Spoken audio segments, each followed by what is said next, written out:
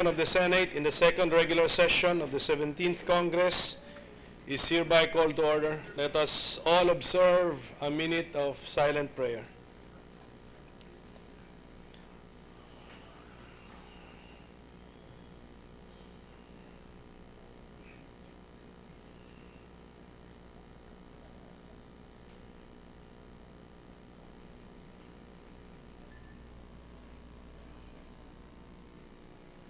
Amen.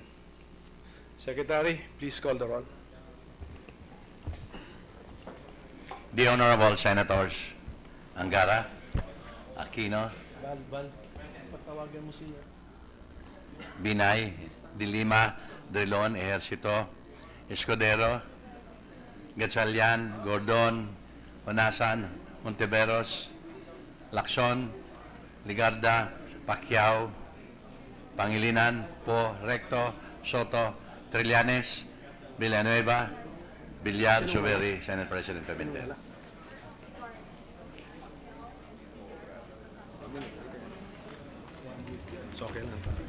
With 18 senators present, the chair declares the presence of a quorum.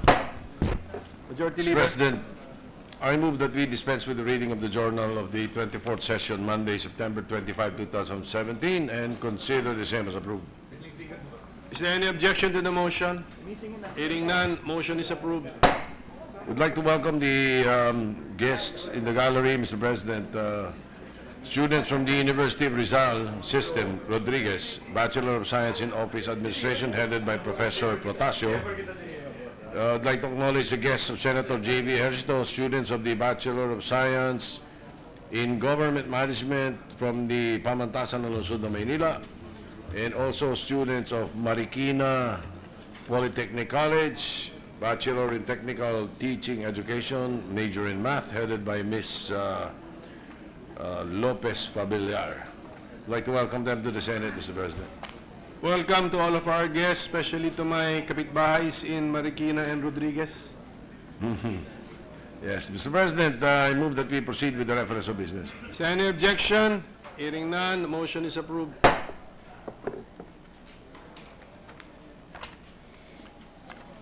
Bill on first reading, 1594, an act providing for the definition of public utility, further amending for the purpose Commonwealth Act number 146, otherwise known as the Public Service Act as amended.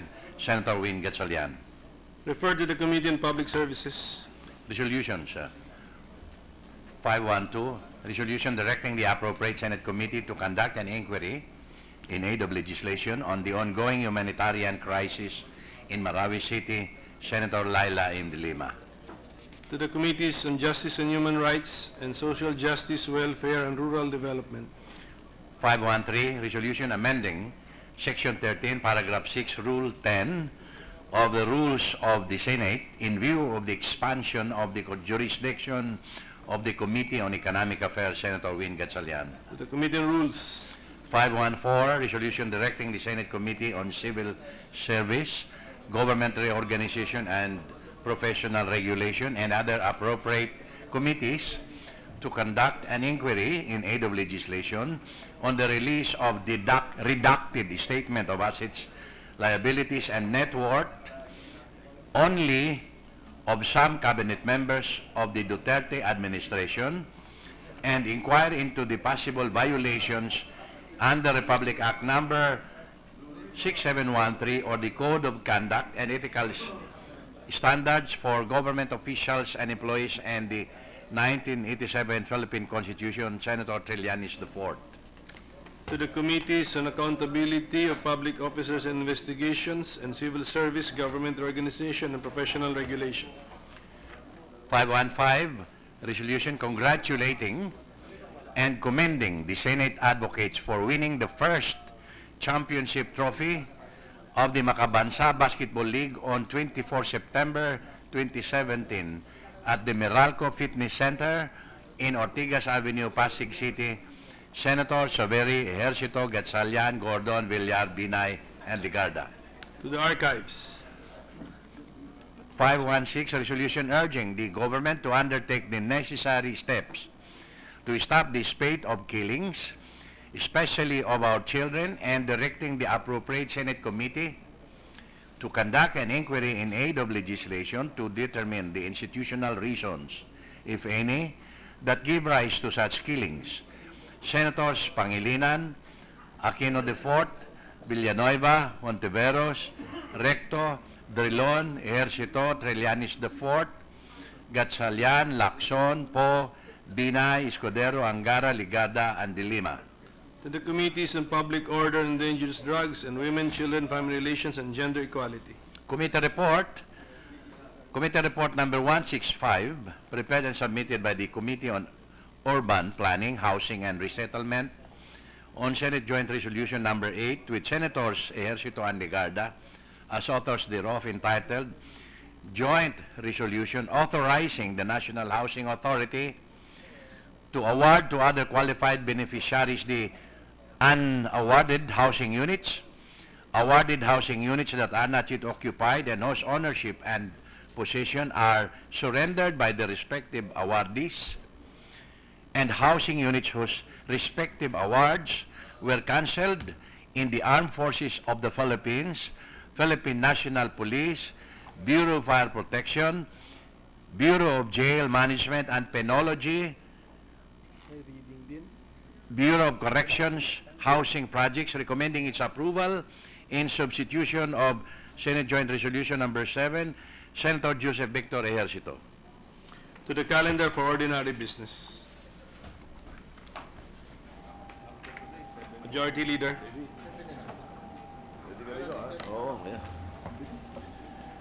Mr. President, with the permission of the Chamber, I move to transfer from the calendar for ordinary business to the calendar for special orders, Senate Joint Resolution number 8, under Committee Report 165. Any objection? Hearing none, motion is approved.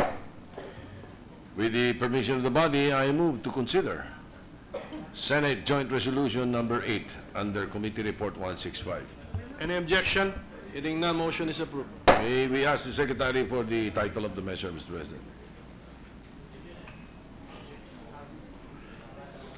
Joint Resolution authorizing the National Housing Authority to award to other qualified beneficiaries the unawarded housing units, awarded housing units that are not yet occupied and whose ownership and possession are surrendered by the respective awardees, and housing units whose respective awards were cancelled in the Armed Forces of the Philippines, Philippine National Police, Bureau of Fire Protection, Bureau of Jail Management and Penology, Bureau of Corrections, housing projects.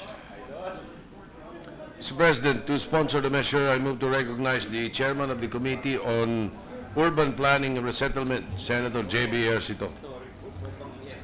Before I recognize the good senator, the chair requests for total silence in the premises, please. Senator Ejercito is recognized to deliver his sponsorship speech on the measure. Mr. President, esteemed colleagues, ladies and gentlemen, as Chairman of the Committee on Urban Planning, Housing, and Resettlement, it is my honor to sponsor Senate Joint Resolution number 8 under Committee Report number 165, entitled Joint Resolution Authorizing the National Housing Authority to award to other qualified beneficiaries the unawarded housing units, awarded housing units that are not yet occupied and whose ownership and possession are surrendered by their respective awardees, and housing units whose respective awards were cancelled in the Armed Forces of the Philippines, the Philippine National Police, the Bureau of Fire Protection, Bureau of Jail Management and Penology, and the Bureau of Correction housing projects. Mr. President, the government's goal of improving access to decent, affordable, secure, and resilient shelter stems from the principle that housing is a basic human right. The state is the main institution entrusted with the obligation of promoting the common good and rights of its people, has to make housing as broadly accessible as possible. This constitutionally enshrined duty of the Senate of the state has been one of the main challenges that our government faces every year. Intended housing beneficiaries, which include informal settled families, victims of calamities such as typhoons, earthquakes, and armed conflict, as well as middle-income and low-salaried employees, continue to balloon. In response to the vast number of military and police personnel who put their lives at risk to uphold the laws and maintain peace and order in the country, who are in need of housing provision, then President Benigno Aquino issued Administrative Order No. 9 in 2011. Mr. President, through Administrative Order No. 9, the National Housing Authority was mandated to formulate, implement, and manage a housing program for the military and police personnel. This program, called the AFP and PNP Housing Program, catered to the housing needs of the low-salaried uniformed personnel of the Armed Forces of the Philippines and the Philippine National Police, and later on, including the Bureau of Jail Management and Penology, Bureau of Fire Protection, and Bureau of Corrections, who qualify under the beneficiary selection criteria. The housing units were built in the different regions all over the country. Mr. President, from 2011 to 2015, the government appropriated a total of 20.87 billion to fund the housing program for our uniformed and military personnel. Hindi man natin matumbasan ang kanilang katapangan, ang mga bahay na naitayo sa ilalim ng programa pabahay na ito ang magsisilbing konkretong patunay na tayo ay lubos na nagpapasalamat sa mga sakripisyo ng ating mga uniformed and military personnel. Unfortunately, Mr. President, after 6 years of implementation of the AFP and PNP housing program, only a handful of our uniformed and military personnel have reaped the benefits. The NHA reported that as of July 2017, from the program target of 74,195 units, 63,836 units are already completed, whereas 4,673 units are not yet completed. However, out of the completed units, merely 8,837 units or 14% are occupied. Mr. President, with a heavy heart, we now learn that after almost 6 years, an alarming total of 54,999 units or 86% of completed units remain unoccupied. Mr. President, nabigyan ako ng pagkakataon para puntahan ang ilan sa mga sites ng AFP and PNP housing sa Pandi, Bulacan, Baras, Rizal, at sa Amadeo, Cavite. Ito ang mga ilan sa mga larawan ng mga bahay na tinayo ng ating gobyerno para sa ating mga pulis, militar, BJMP, BFP at Bucor personnel. Gusto kong ipakita ang nakalulungkot na sitwasyon ng ating mga housing sites. Maliliit, nakatiwangwang, walang nakatira, nababalutan na ng damo, at di pa man natitiran ay nagsimula ng mabulok ng mga bahay. Dito napunta ang mga buwis ng mamamayang Pilipino. Napakalaking halaga ng ginastos ng gobyerno para masayang lamang ang programang ito. Mr. President, hindi po ito katanggap-tanggap.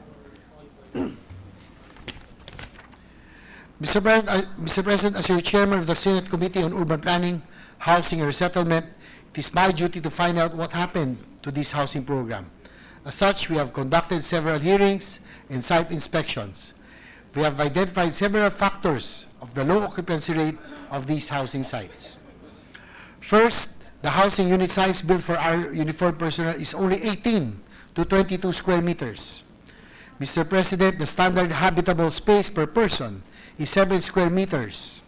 Kung bibigyan natin ang ating mga pulis, sundalo at iba pang uniformed personnel ng 18 square meters at ng kanilang pamilya na pangkaraniwan ay binubuo ng namang membro sa bawat pamilya, paano nila pagkakasya ng kanilang mga sarili sa loob ng napakaliit na bahay? Gaya ng tinanong ko sa mga opisyal ng housing agencies, kaya ba natin tumira sa isang pigeon hole na laking bahay kasama ng ating pamilya? Their salaries could well afford 2 to 6 times the house built for them. Sadly, this was not considered. Second, Mr. President, the housing sites lack basic services such as water and electricity. This has been a perennial problem in all of our housing and resettlement sites. Paano ka nga naman titira sa bahay na wala ka man lang tubig at panluto at panligo? Paano makapag-aaral ang mga bata sa gabi kung hindi nila mababasa ang kanilang mga libro? Mr. President, the problem in water and electricity stems from the improper site selection. More often, there is difficulty of installing connections of water and power because the sites are located in far-flung areas. Likewise, there is either limited or no access to transportation links. Lastly, Mr. President, No proper consultation was conducted with the intended beneficiaries.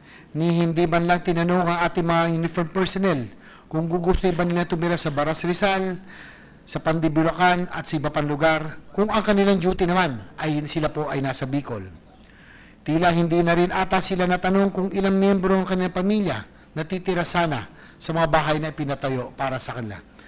Mr. President, the prime consideration in selecting a housing program is site selection. Site location is the most essential. Mr. President, bilangan na ba tayo kung ilang na ipatayong bahay para may mailagay sa accomplishment report?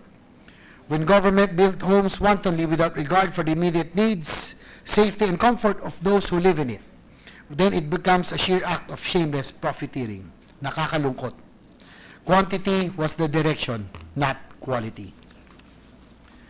Mr. President, every single housing unit is important to this government, most especially now that there is a growing number of homeless families that we need to relocate and resettle.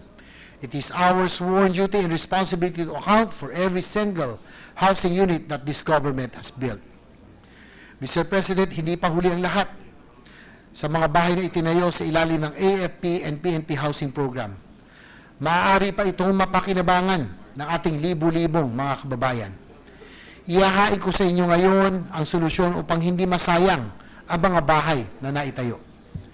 With the proposed joint resolution, the NHA will have a broader authority to award not only to military and uniformed personnel, but also to other low-salaried government employees and other qualified beneficiaries, with the priority to the lower 30% of income earners, which are, letter A, the unawarded housing units, letter B, awarded housing units that are not yet occupied and whose ownership and possession were surrendered by their respective awardees in favor of another unit in another housing project, and letter C, housing units whose respective awards were cancelled by reason or default in the payment of amortization or for any violation of the terms and conditions of the individual loan agreement in accordance with existing laws of the AFP, PNP, BFP, BJMP, and Bucor housing program.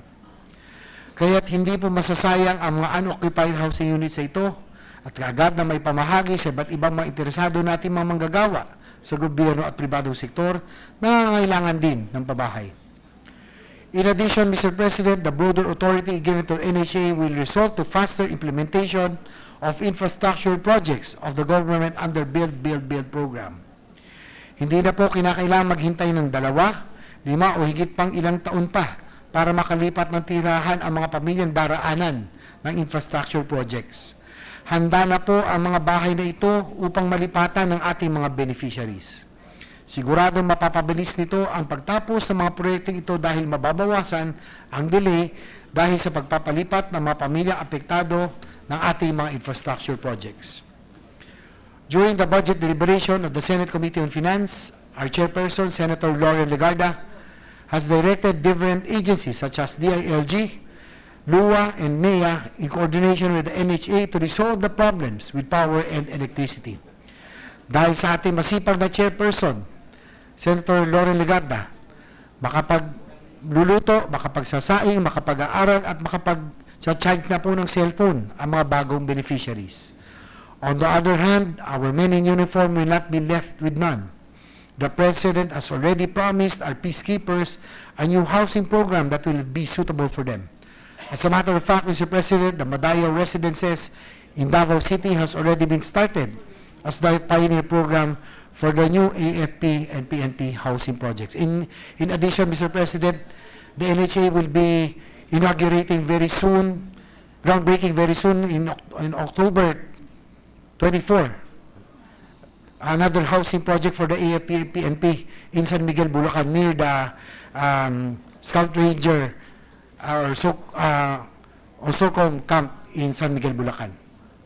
In conclusion, hindi po natin kailangan katanggap-tanggap na makikita ang mga libo-libong kabahayan na nakatiwangwang at nabubulok. Habang patuloy na dumarami ang ating mga kababayan na walang disenteng tirahan, silang mga nakasilong sa bangketa at kalsada, pedicab o kariton, tagpi-tagping karton na mga nasa estero at danger zones, maging ang mga nangungupahan.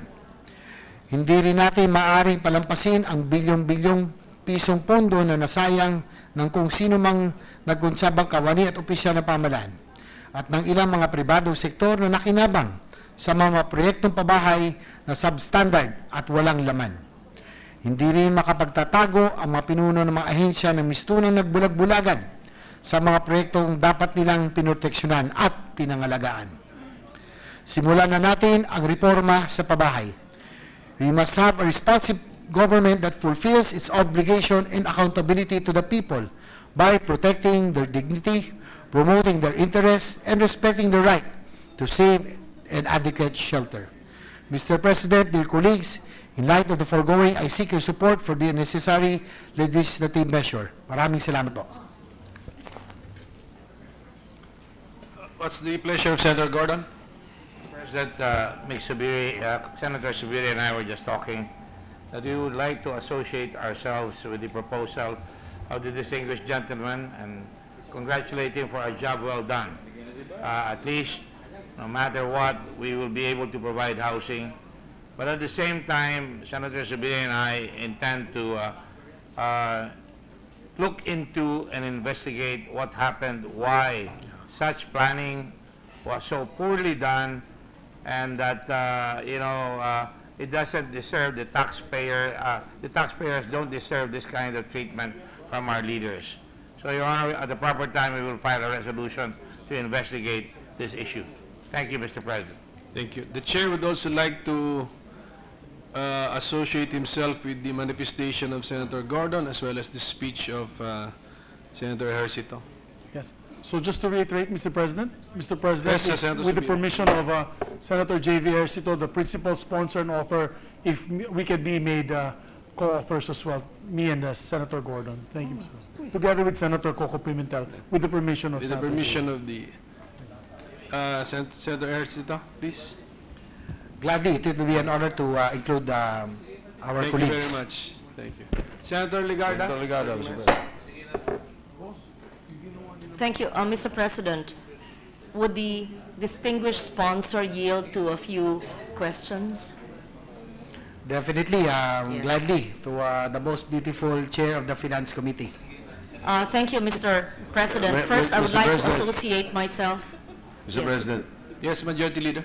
does that mean that the distinguished senators would like to open the period of interpellation on this resolution, Mr. President, because I was about to suspend it so that the members can study. But if Senator Legarda is ready, then I move to open the Yes. period of interpellation, Mr. President. Yes. Any objection? There being none, we are now in the period of interpellation. Thank you. Ma'am, First, go ahead. I would like to thank Senator J.V. Ejercito for his quick action and expeditious action on this urgent matter, because as we were hearing the budget of the housing agencies, we discovered that there was a need to not just file the bill, but actually pass the law so that the houses that were built could actually be used by people who need the homes. What do I mean? The AFP, PNP homes that were meant for them can actually be used by informal settler families of the Pasig River, of Laguna de Bay, of Manila Bay, and many other areas, but could not be done unless a law is enacted per the NHA General Manager and AGM who confronted us in the hearing. Second, that the housing or resettlement sites in areas of Sendong in Region 10, Pablo in Region 11, and Yolanda Region 8 in 2013 also could not occupy the homes because of lack of water facilities, water connection, and no electricity, and there were many other issues. And the NHA needed to enter into memorandum of agreements with local governments and with co-ops or DUs or water utilities and et cetera, for some reason. They also needed this to be part of the legislation. And so my question to the good sponsor, whom I thank for, for acting on this is, apart from the AFP-PNP, how else can the other houses not used in present resettlement sites be utilized by informal settler families? In short, ano pa ho ang kailangan laman ng ating batas para hindi ma-technical malversation ang NHA ayon sa kanilang sinasabi, kaya daw sila hindi makagalaw? Thank you. Madam, Your Honor, we just have to, the Senate and the House has to pass a resolution considering that the budget used to build this AFP and PNP housing came from the national budget, so it will need an authority, which I am seeking right now, for the NHA to be given the authority to redistribute this to the different beneficiaries, qualified. I have to emphasize, Mr. President, Your Honor, that this will be distributed to qualified beneficiaries. And I also propose that aside from informal settler families, likewise, since the administration is prioritizing the infrastructure program, the North and South Rail and other infrastructure programs, those who will be affected, we can already relocate in these existing housing units. Thank you, Mr. President. Also today, that's why I was late for session, because I came from the hearing of the SWD. I hope I'm not marked late. Anyway, and I had to suspend the finance hearing. There's a need to provide basic services to the homeless, nameless, dataless, those in the margins of society. And of the 4.2 million four-piece family, there's another 200,000 under the MMCT, or those are the marginalized sector, but no households, no homes, street dwellers, living under bridges, in caritons, etc. Can there actually be a program between the National Housing Authority and the DSWD so that the homeless and street dwellers can actually be given homes? The 22 square meter homes that would not qualify for the AFP PNP beneficiaries can actually be given to these what do you call them, no household, homeless, the homeless, but who are part of the four-piece, modified CCT. Is it possible, Mr. President? I would think so, Mr. President, no? Because as mentioned, housing is a right, no? And those who have less in life should have more services from the government. And Your Honor, we have 55,000 units that are unoccupied. So instead of it instead of it rotting and going to waste, so might as well make the most out of it. No? Aside from informal settler families, aside from those who will be affected by the major infrastructure program, I think it will be it's a good suggestion that the DSWD and the NHA would coordinate and talk to each other and have a program for the slum dwellers, for those who are living in the streets, and others. And then I would like to, Mr. President, I would like to commend also our chair, that there are some problems in the housing, that those housing projects that are located in far-flung areas that have no electricity and have no water because of the location. But our chairperson was very much responsible for bringing the LUA, for bringing NEA together with the NHA, so that these said housing units will now be available for occupancy with the said with water and electricity in the coming months. So I don't think, likewise, I don't see any problem, and that would be a good idea to rid our streets of beggars and others, so that they will be given the chance to have a decent housing for themselves. Thank you for that kind response, Mr. President. May I request a staff of the senator who is in charge of this measure, as well as your office, to inform the NHA and the responsible people in areas where there are the 200,000 modified CCTs to be at the technical working group on Thursday, 9 a.m. before my second hearing of DSWD at 1 p.m. In short, what we're doing, Mr. President, is i-converge po natin, we are going to match the informal settler families and street dwellers, not just the 200,000, there's much more, could be 1 million families, but kung ano po ang kaya with the NHA homes which are presently unoccupied. I will no longer interpellate the gentleman from San Juan, but I'm very grateful, and it is indeed very timely that he has sponsored this measure so that the 55, did you say 55,000 homes, Mr. President? 55,000 homes. About almost 55,000. I hope in the next several months would finally be occupied before they disintegrate, before the not the word is not disintegrate. What is that? Before they're affected by natural hazards, and these are located in different parts of the country. As a last question, Mr. President, why is it that, unless my understanding or information is inaccurate, from 2011 to 2016, the NHA claims 53% of homes they built, or is it 53% of their budget? I am not certain. Led to unoccupied homes. In short, more than half of the budget of the National Housing Authority led to unoccupied homes due to the following: lack of consultation, no utilities, meaning electricity or water. Mr. President, to do one wrong house or to do one wrong project, but to do 6 years of projects with no consultation, no electricity, and no water, there has to be something consistently wrong with this, Mr. President. May I hear from the kind sponsor? Well, definitely, Mr. President.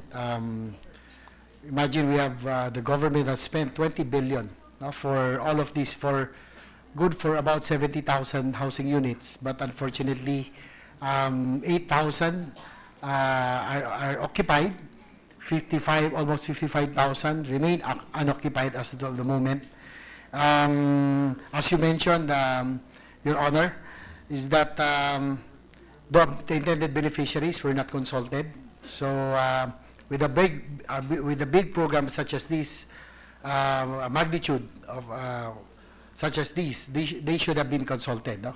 So much to their surprise that when they saw the housing units intended for them, they were so surprised because of the size. Because Mr. President, a gentle lady from Antique, for your information, there was only one model. There's only one model, and from my personal opinion, is that this model is intended for informal settler beneficiaries, wherein the government would partly subsidize or almost give away these housing units. But for AFP and PNP housing, considering that deductions are made, Mr. President, every month from their salary, there should have been, in my opinion, there should have been 3 models at least, because according to salary, at least they will have a choice. And I think, Your Honor, I think 22 square meters is just really very small. The standard for habitat, international standard for habitat, is 7 square meters per person. So when you talk about 18 to 22 square meters, if there's only a couple and probably a baby, that will be okay. But we know for a fact that in our country, our culture, we have extended families. So an average of 5 families times 7 square meters, at least 35 square meters. So I had the opportunity, Mr. President, Senator Ligarda, I had the opportunity to visit some of the housing sites, and from what I have seen is that aside from the kitchen, their living room, their living room during the day, but by night they roll out their mattresses. Their living room doubles as their bedroom in the evening. So with that, I think, Your Honor, there is really a need to reform the housing program. Now, the foremost consideration should be location, because what happened in the past probably from 2012 up to 2017, because of the price range, the developers who undertook the socialized housing and this AFP PNP housing were looking for cheap, very cheap, no? They're very cheap pieces of land. But if you talk about cheap pieces of land, that will be far-flung areas already. So that is one. Prime consideration should be location. Second is the size of the house itself. So there really is a need to reform. And I'm very happy to report as well that for the AFP and PNP housing, that there will be 2 or 3 models, and this time the minimum size per house is 44 square meters, double of what was given originally. So 44 square meters house and 80 square meter lot for AFP and PNP personnel. So these are the reforms that have been undertaken by the new administration under General Manager June Escalada.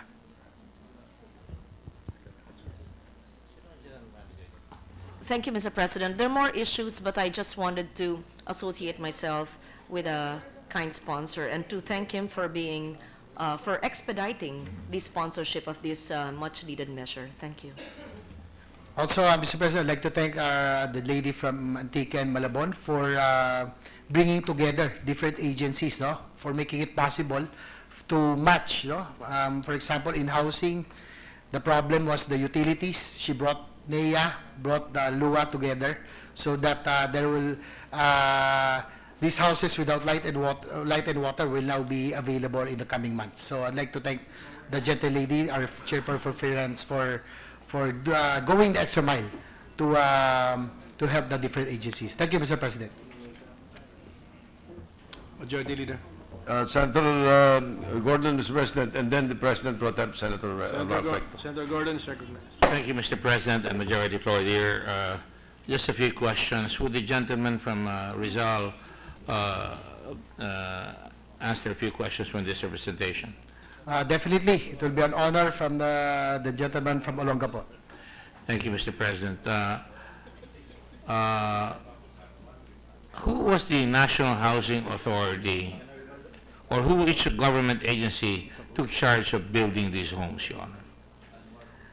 From 2011 to 2017, I believe it's the general manager was Chito Cruz. Mr. President, it would appear that they were just building for the sake of building, rabbit warrens, to be sure. In other words, we in the Red Cross, we build homes, Your Honor, and we don't like to build row houses, because row houses is kind of constricting. When you have a growing family, you cannot breathe anymore. You cannot expand anymore.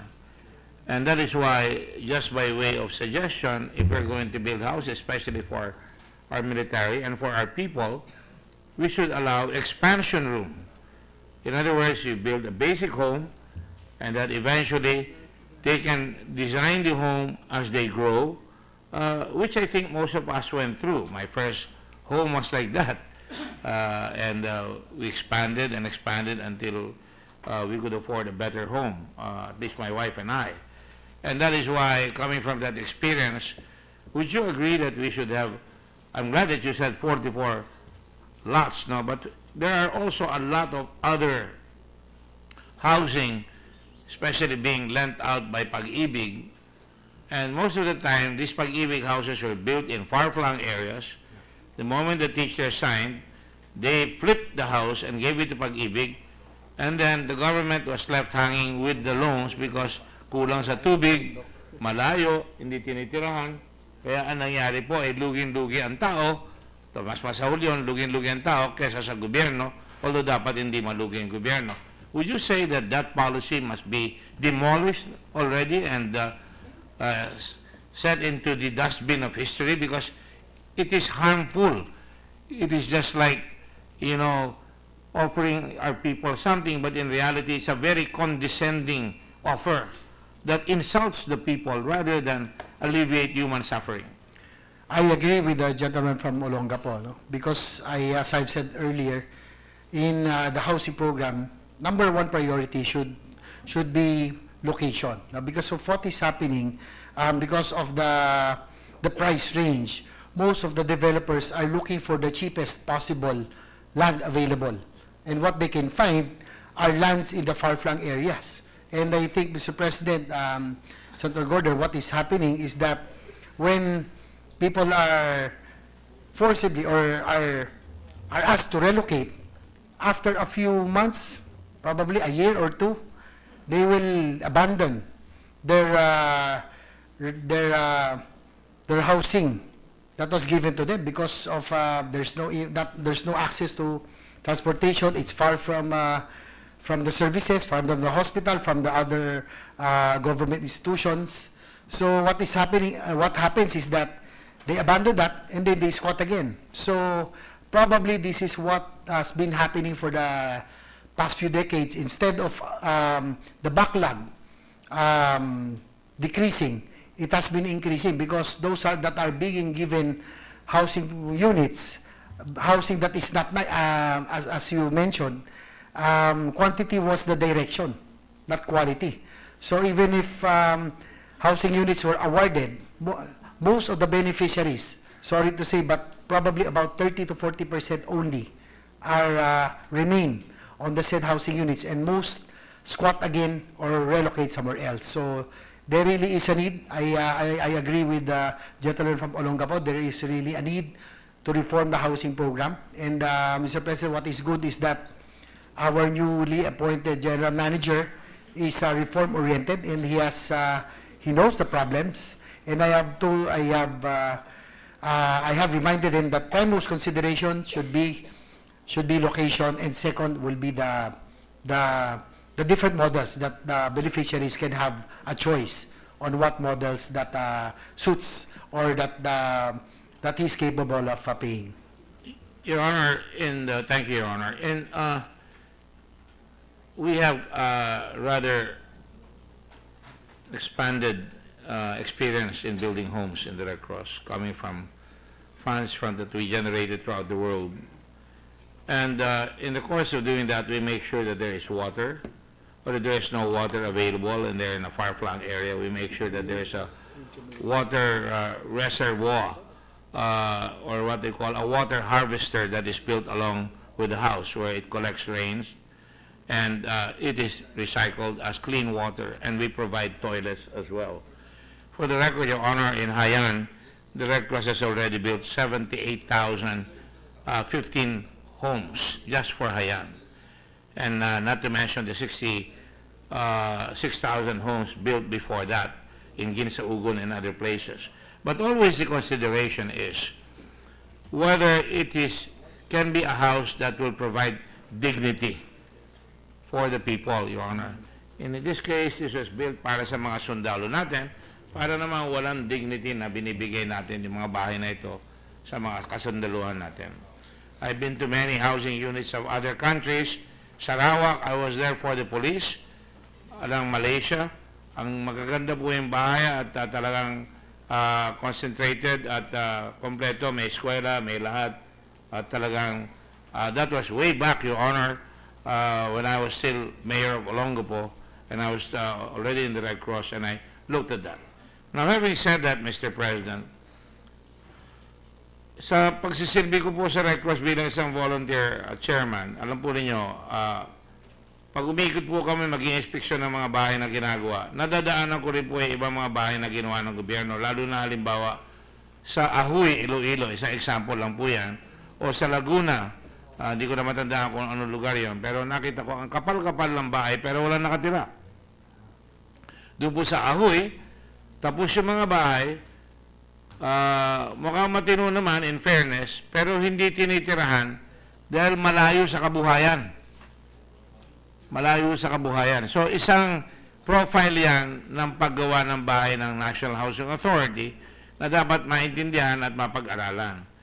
Ang sabi ko nga, dapat lagyan ng basyon at lagyan ng marina ng mga bangka ng mga fishermen doon sa beach para hindi mawawala yung kanilang bangka at makakapagdala sila ng madadala sila halimbawa ng truck na pwede na lang gamitin na magtaning doon sa tabi ng bahay nila at itinda pa habang nangingisda yung kanilang mga asawa, maitinda yung mga tinanim nila sa palengke kasama dyan. Dignidad rin po ang tawag dyan.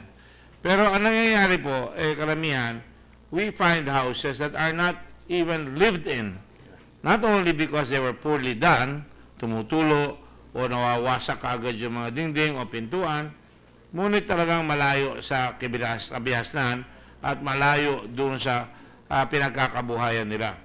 Now, Mr. President, I only cite this because I know that the good gentleman from San Juan is on his way to building a Department of Housing. And I support that because this is something that we must do. Now, sa paglipat ho ng mga taong titira dyan, marami rin ho tayong nakita na pagkakataon na pwedeng ilipat yung mga tao at mabigyan rin sila ng konting transportasyon para makapasok sa eskwela at o makapasok sa trabaho. Isang sakit hong nakita ko sa aking karanasan ay doon sa San Juan del Monte. Nung ako po ay nandun, nakita ko yung mga bata. Yung isang bata, nagpapaalam sa eskwela, sa teacher. Sabi ko, bakit nagpaalam yan sa kalagitnaan ng araw? Ay kasi pupunta ho yan doon sa kanyang tahanan na maliit. At yung kanyang mga kapatid na maliliit, na 3 years old, 2 years old, 5 years old, ay pagluluto niya ho. At pag napakain niya na ho yung babalik sa eskwela. Inimbestiga ko kung bakit. Alam po ba ninyo ang sagot? Sapagkat ho, yung kanilang pamilya, mag-asawa, ay namamasukan sa Maynila. At pamasahe lang ho sa tricycle, iba ang pamasahe sa araw, pabalik sa gabi, mas mahal. At pamasahe lang ho sa bus o jeep at tungo sa Maynila, ay napakalaki na rin po. Yun po ay mga bahay na ginawa sa San Juan del Monte, na tila baga para lang masabing naggawa ng bahay, okay na. This is the same experience that we are now being shown to us, na yung bahay ng kasundaluhan, parang nangangapak lang tayo. Parang we're doing a favor na hindi naman talaga pabor sapagkat hindi magagamit talaga. Would you say that it is ripe for investigation, that a waste of so much money, paucity of vision, must now be investigated? And I hear Senator Lacson just a while ago, and Senator Subiri, and I think to a certain extent I heard Senator Legardo, who is not here right now, say that this must be investigated. And I saw even the Senate President nodding his head na kailangan talaga, hindi para manakit tayo, hindi para mag-fix the blame, pero ma-fix ang problema at malaman natin kung meron ba nga silang ginawa na korupsyon sa paggawa ng bahay, di lang pakitan tao, ngunit malaman kung talagang dapat may managot doon sa paggawa niya. Well, Mr. President, Your Honor, I think having spent 20 billion of taxpayers' money to projects that are not being used, 55,000 remain unoccupied. So I think it's right for investigation. Actually, Your Honor, Mr. President, we have already conducted initially during the Kadamay issue, when Kadamay issue was still very much hot a few months ago. We touched on that already, but I think it's ripe for further investigation because I'd like to show you a picture, Mr. President, no? The one on the screen. I took this myself. I saw this on top of a mountain. This is a housing project somewhere in Rizal, in the mountain, very far from the centers, no? Far from the doon sa sibilisasyon. Talagang kung sa in Tagalog nga, malayong-malayo sa Kabiyasan. Opo. So, talagang kung titignan ninyo, siguro titirhan to for a while. Probably kung may i-relocate dyan, pero iiwanan din ho eh. And I think, Mr. President, Senator Gordon, I think it's about time that we do not produce or spend so much taxpayers' money for projects like this, no? That are now considered as white elephants because nobody would want to use or to live in them. Mukhang mas mahal pa ho yung karsadang gagawin dyan para makapunta dyan. May karsada ho ba ginawa dyan? Meron po, pero parang barangay road. And the problem here, Your Honor, Mr. President, is that water will not, you're not even sure if the water can be available kasi nasa bundok po. You're not even sure, hit and miss kung mag-deep well man, we're not even sure. And electricity is, this is quite far. No? So, kung nagdi-deep well kayo, masyado hong malalim ang huhukayin. So, I'm hoping that this time around that we do not repeat the same mistakes as what happened before. And my own proposal, Mr. President, to the AFP and PNP housing, if we can revive yung pong sitio militar concept, wherein we have a lot of camps, no? We have camps that are thousands of hectares, that are there are a lot of available land. No? If you can get 50 to 100 hectares out of the thousands of hectares, then that will be very good and beneficial to our uniformed personnel instead of the whole camp or portions of the camp being occupied by informal settler families. So might as well probably give a portion and give it to our uniformed men and women in uniform. That is precisely why I think that's very present on the part of the gentleman from San Juan. Dapat siguro maglagay tayo ng survey natin kung ilan talaga ang inventory ng lupa lang ang gobyerno, including the military especially. At talaga ngayon pa lang, on a good time, mag-identify na ng mga area for housing at ihahanda kung anong paglalagyan.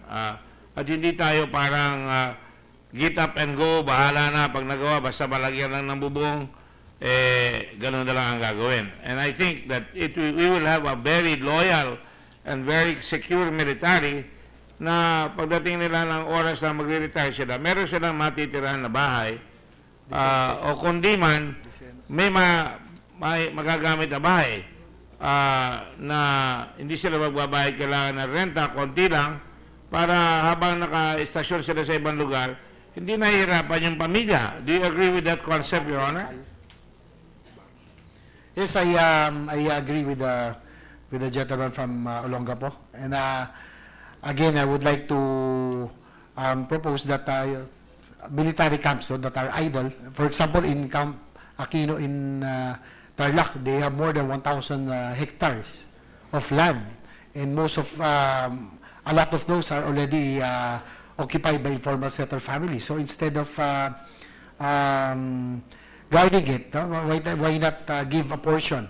In San Miguel, Bulacan, Your Honor, what is just like to inform you that the general manager of NHA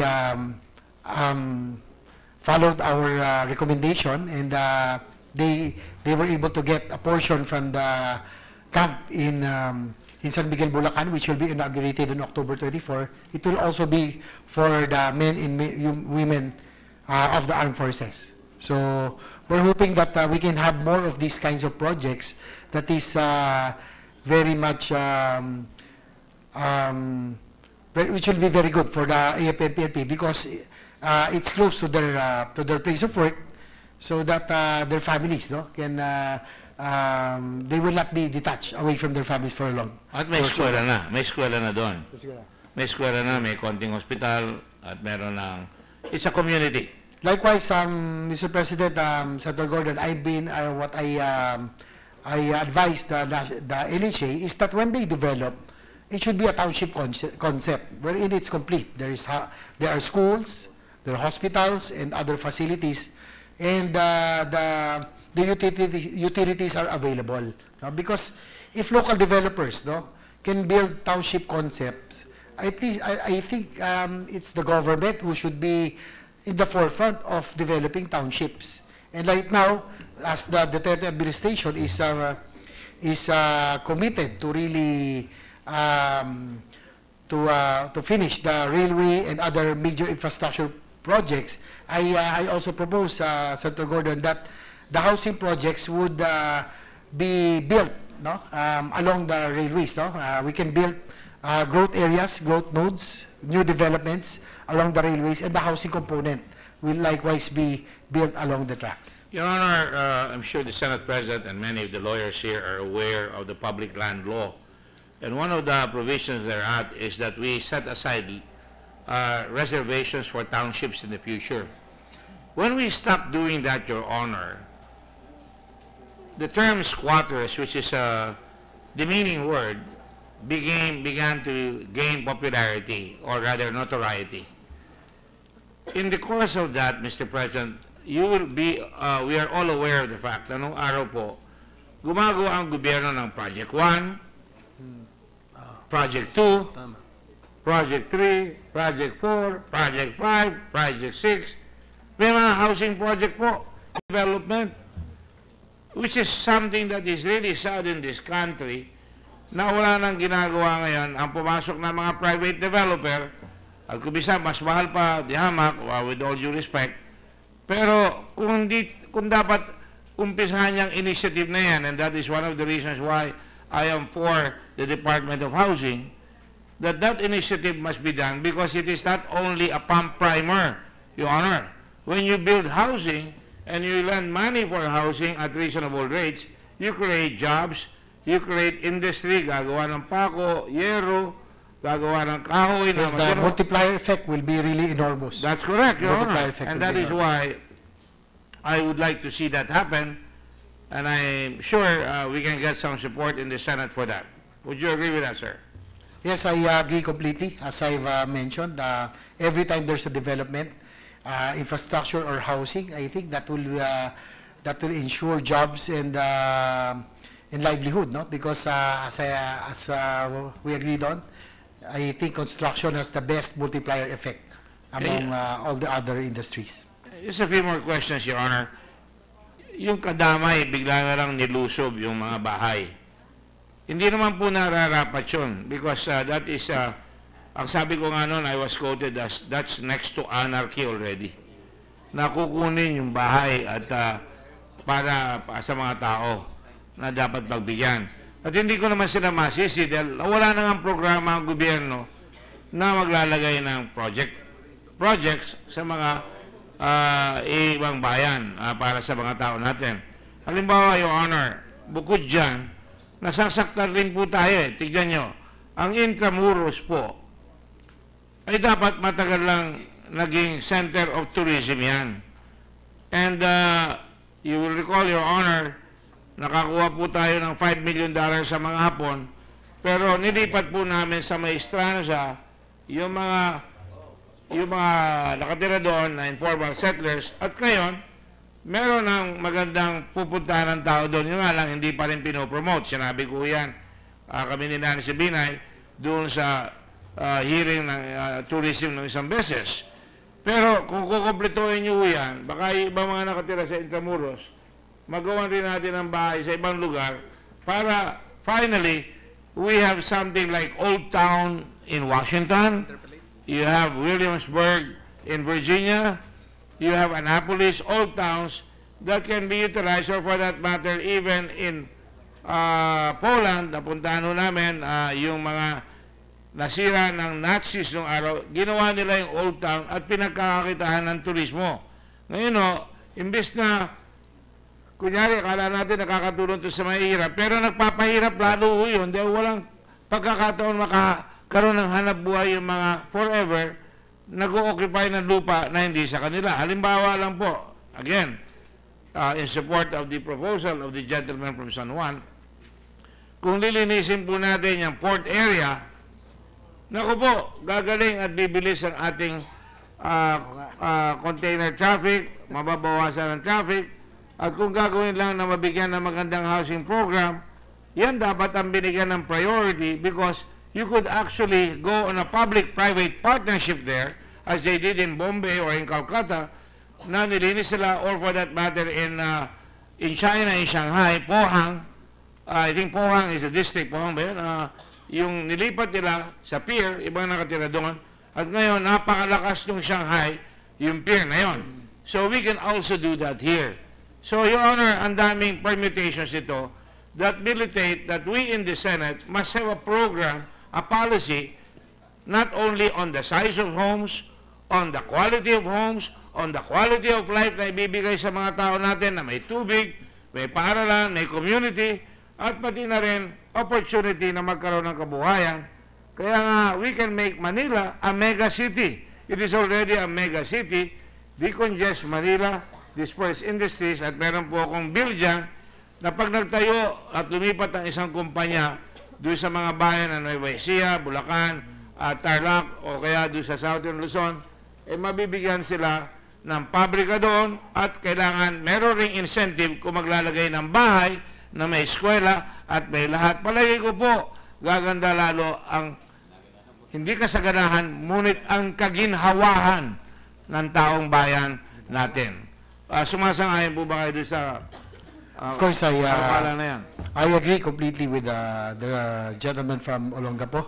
First of all, with Intramuros, we have traveled so around the world, no? Like in France, in Italy. They did not build new infrastructure. They just preserved what was already there. And I feel, Mr. President, that Intramuros is our last piece of artifact that we have to preserve. And considering now that a lot of cruise lines are frequenting Manila, that is the best place, no, that you can bring tourists, and that it can further improve tourism, no, because of these cruise lines that are now frequenting Manila. This should be one of the bills that we should be filing here, Your Honor, to clear that area, to create jobs and opportunity, but at the same time provide permanent housing to those who are temporarily living under subhuman conditions na kinukunan ng mga New York Times, ng Time Magazine, ng mga German magazine para pakita kung gaano kahirap ang buhay natin dito dahilan sa ang gobyerno natin walang kusang loob at malasakit at kapwa-tao para pag malasakitan yung pera na ngayon sisingit na naman tayo ng bagong buwis tapos hindi gagamitin para sa kaginhawaan ng ating bayan. So, Your Honor, I would like to express our total commitment here, and I'm sure I speak for everybody in the Senate, and I hope that when we file that bill here to make the Mega Manila wider roads with parking lots, luluwag, pataas ang building para magkakaroon ng kahingahan ang tao dito sa pamamagitan ng karagdagan ng mga utilities at parks and hospitals and all that, at hanap buhay sa tabi ng pier, at magkaroon tayo talaga ng cruise lines pier, siguro naman baka pagbigyan ng karamihan yung ipopropose natin para hindi lang Metro Manila, Mega Manila na maganda, na hindi na mamamasahe ang tao, hindi na masyado magta-traffic, they live upstairs and they live going to work like New York or like the major cities of the world.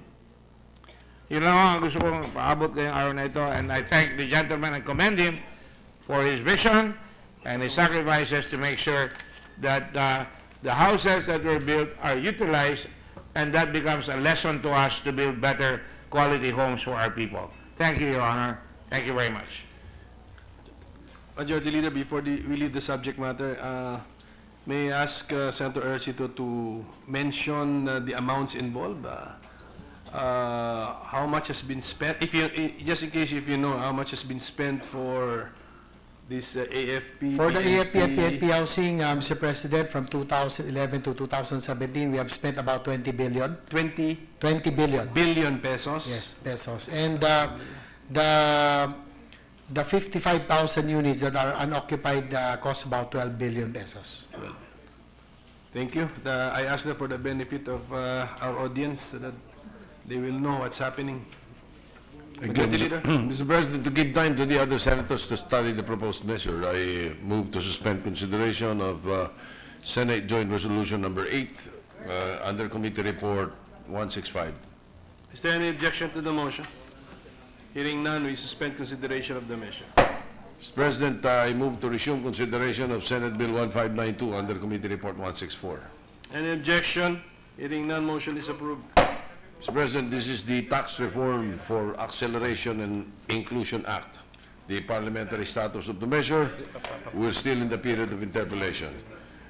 So before we recognize the sponsor and the majority leader to continue interpellation, I move to suspend the session for a few minutes, Mr. President. Session is suspended.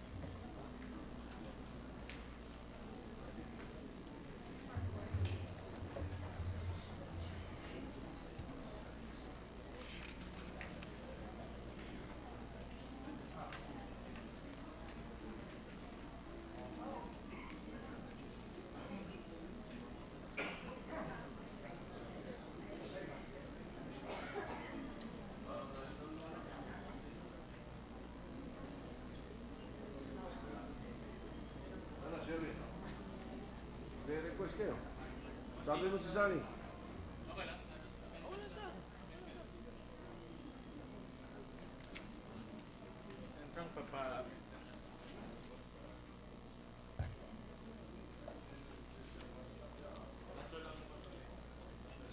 Ano lang? Ako si Miguel. Ano? Hindi naman kami na eh. O, sige. So, babasahin natin. Okay. We're ready to resume, Mr. President. Session is resumed. During the break, Mr. President, Senator Gatchalian and Senator Subiri were seeking the permission of the chamber that Senate Bill 143 be taken up ahead of the train because it will be very short.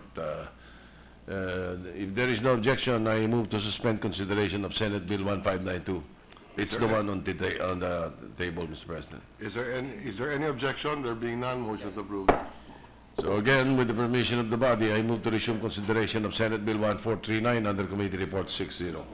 Is there any objection? There being none, motion is approved. This is the Energy Virtual One-Stop Shop. The parliamentary status of the measure is that we already started with the period of individual amendments by the sponsor by introducing his amendments by substitution of the committee report. So may I therefore recognize Senator Win Gatchalian and to introduce individual amendments. Senator Mig Subiri first, but on record we have Senator Hontiveros, Senator Drilon. Senator Gatchalian is recognized, and to introduce individual amendments, Senator Subiri. Please proceed. Thank you, Mr. President. Mr. President, upon consultation of the Chairman of the Committee on Energy, I would like to propose some amendments to Senate Bill number 1439 under Committee Report number 60. This is to rationalize the time frame in the said bill with a proposed expanded Anti-Red Tape Act. Before I introduce some amendments, will the Senator from Valenzuela, my good friend, fellow seatmate, answer to just a few questions? Clarificatory questions. Yeah, I'll be more than happy to receive some questions, Mr. President. Thank you, Mr. President. On Section 3, on the scope of the bill, the provision states that the act shall apply to new generation projects. Would the prescribed time frame in this bill apply to existing energy generation companies that applies for renewal of its licenses, permits, or clearances? In such instance, Mr. President, where an existing energy generation company undertakes expansion of its existing generation projects, which time frame will govern? Section 9, ano? 9G. What amendment? Do we have an amendment? Where's that? Mr. President, in Section 9,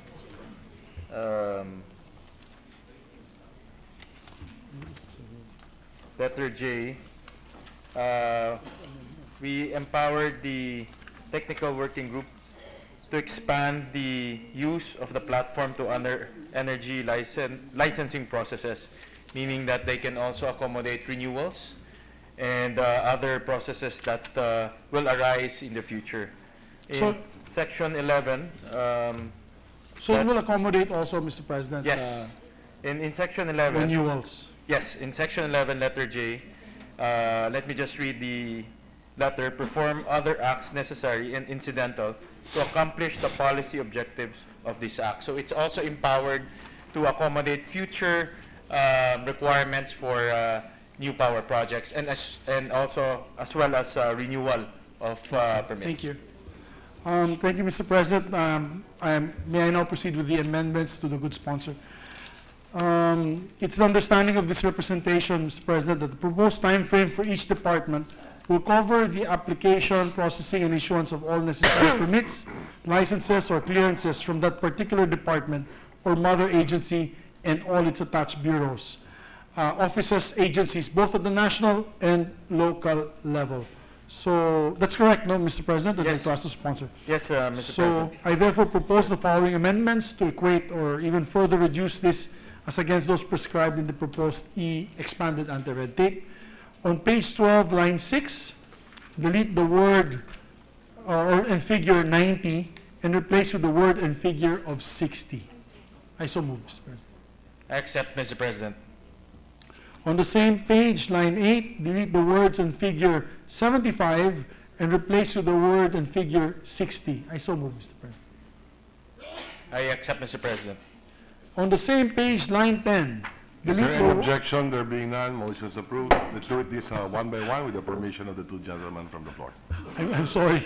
Sorry, Mr. President. I'm sorry, Mr. President. So those were two amendments, Mr. President. Were they Is both there approved? any objection to the second proposed amendment? There being none, motion is approved. Please proceed. Thank you, Mr. President. On the same page, line 10, delete the words and figure 185 and replace the words with word and figure 100. I so move, Mr. President. I accept, Mr. President. Is there any objection? There being none, motion is approved. On the same page, line 12, delete the words and figure 75 and replace with the word and figure 60. I so move, Mr. President. I accept, Mr. President. Is there any objection? There being none, motion is approved. On the same page, line 13, delete the words and figure 105 and replace with the words and figure 100. I so move, Mr. President. I accept, Mr. President. Is there any objection? There being none, motion is approved. On the same page 12, line 27, insert a new paragraph to read as follows.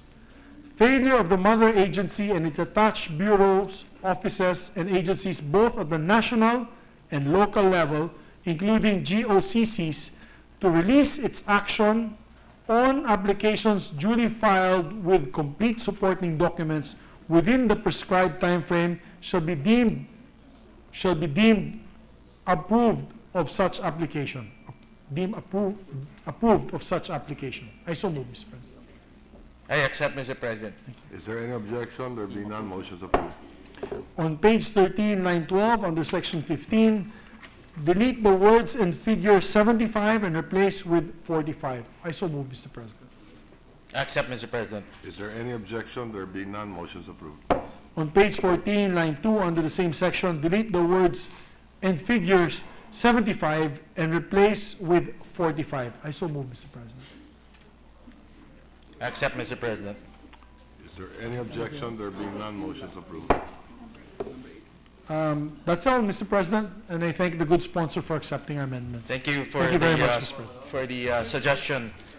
I'm colleague sorry, and seatmate. Mr. President. What? I thought they mentioned that. May I just, my staff is telling me I missed a line, Mr. President, with the indulgence of the good sponsor. Did I already read the amendment on page 14, line 2? On the same section to delete the word 75 and replace with 45? Yes. On page 14? Yes, Mr. President, you already proposed that amendment. Thank you for clarification. Thank you, Mr. President.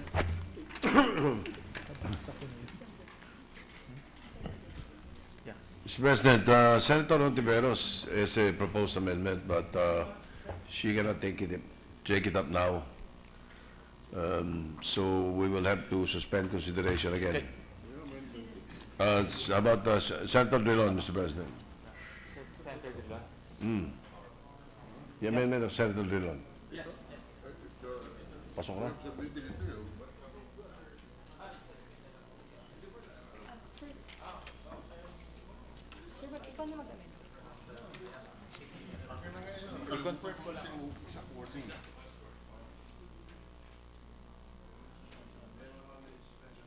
Session suspended for 1 minute.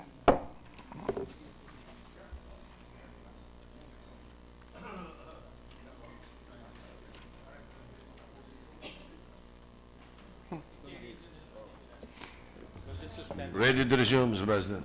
Session is resumed. May we now recognize the minority leader, Mr. President. Minority leader is recognized. Yes, Mr. President.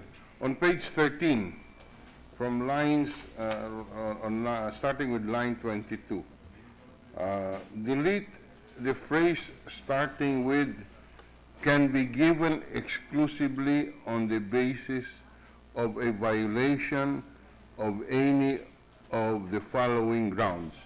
I repeat, on line 22 and 23, delete the phrase which reads, can be given exclusively on the basis of a violation of any of the following grounds. And in lieu of that deleted phrase, insert the phrase shall be based solely and exclusively on the violation of the right to ownership. We submit to the sponsor. Okay. We accept, Mr. President. Any objection? There being none, motion's approved. The second amendment, Mr. President, is to delete lines 24 to 29 on page 13. Accept, Mr. President. Is there any objection? There being none, motion's approved. That's all for this representation, Your Honor. Thank you, Minority Leader. One page lang. The sponsor wishes to add another amendment, Mr. President. Sponsor is recognized to Mr. President, just for propose individual amendments. individual amendments, Please proceed. just minor corrections, Mr. President. On page 13, line 10, put a space between the words indigenous and peoples. I so move, Mr. President. Is there any objection? There being none, motion's approved. On line 14, on page 14, line 20, delete Roman numeral 2 and replace it with Roman numeral 3 and renumber the succeeding chapters accordingly. I so move, Mr. President. Is there any objection? There being none, motion's approved. That's it, Mr. President. Mr. President, move to suspend consideration. Is there any objection? There being none, motion's approved. Thank you, Mr. President. I now move to resume consideration of Senate Bill 1592. Is there any objection? There being none, motion's approved.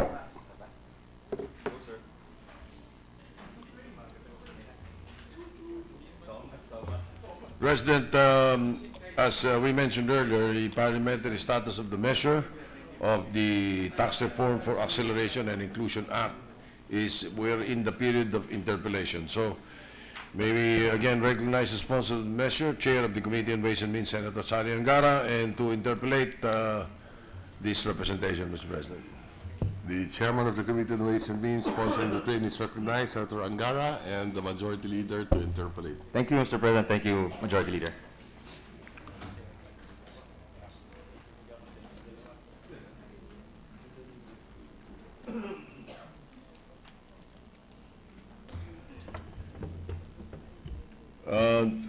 Mr. President, will the distinguished gentleman from Aurora yield to the second round of the Majority Leader, Mr. President? Yes, of course, gladly, Mr. President, distinguished Majority Leader. Again, let me put forth the fact that some, if not most, of the questions that I have been asking are the questions that are being posed by the common tao or the Filipino or some of our friends who are monitoring what's happening in the Senate. So allow me to proceed and continue my questions the other day on the issue of personal income tax, Mr. President. Since the proposed amendments on Section 24 of the National Internal Revenue Code, NIRC, contained in our bill, Senate Bill 1592, we feel it's a little bit higher than that of the House of Representatives version and the DOF's proposal. Will the supposed gains from the lower personal income tax as compared to the existing rates still enough to offset additional expenses from higher oil prices, car loan payments, and inflations, Mr. President? Mr. President, distinguished colleague, that's a very good question. I think the DOF has done extensive work on this, and they've, pursuant to your question yesterday about the effect on the different classes of society, we have found that it will hit some of the lower sectors, even though as a absolute figure in peso terms, mas mataas yung tama sa mga mayayaman. Pero yung maliit na kinikita po ng maliit, ng nasa baba, kailangan tulungan. Kaya may transfers tayo na nilalagay po sa earmarking provisions, Mr. President. Therefore, it is enough. Is that the result of your answer? Is it?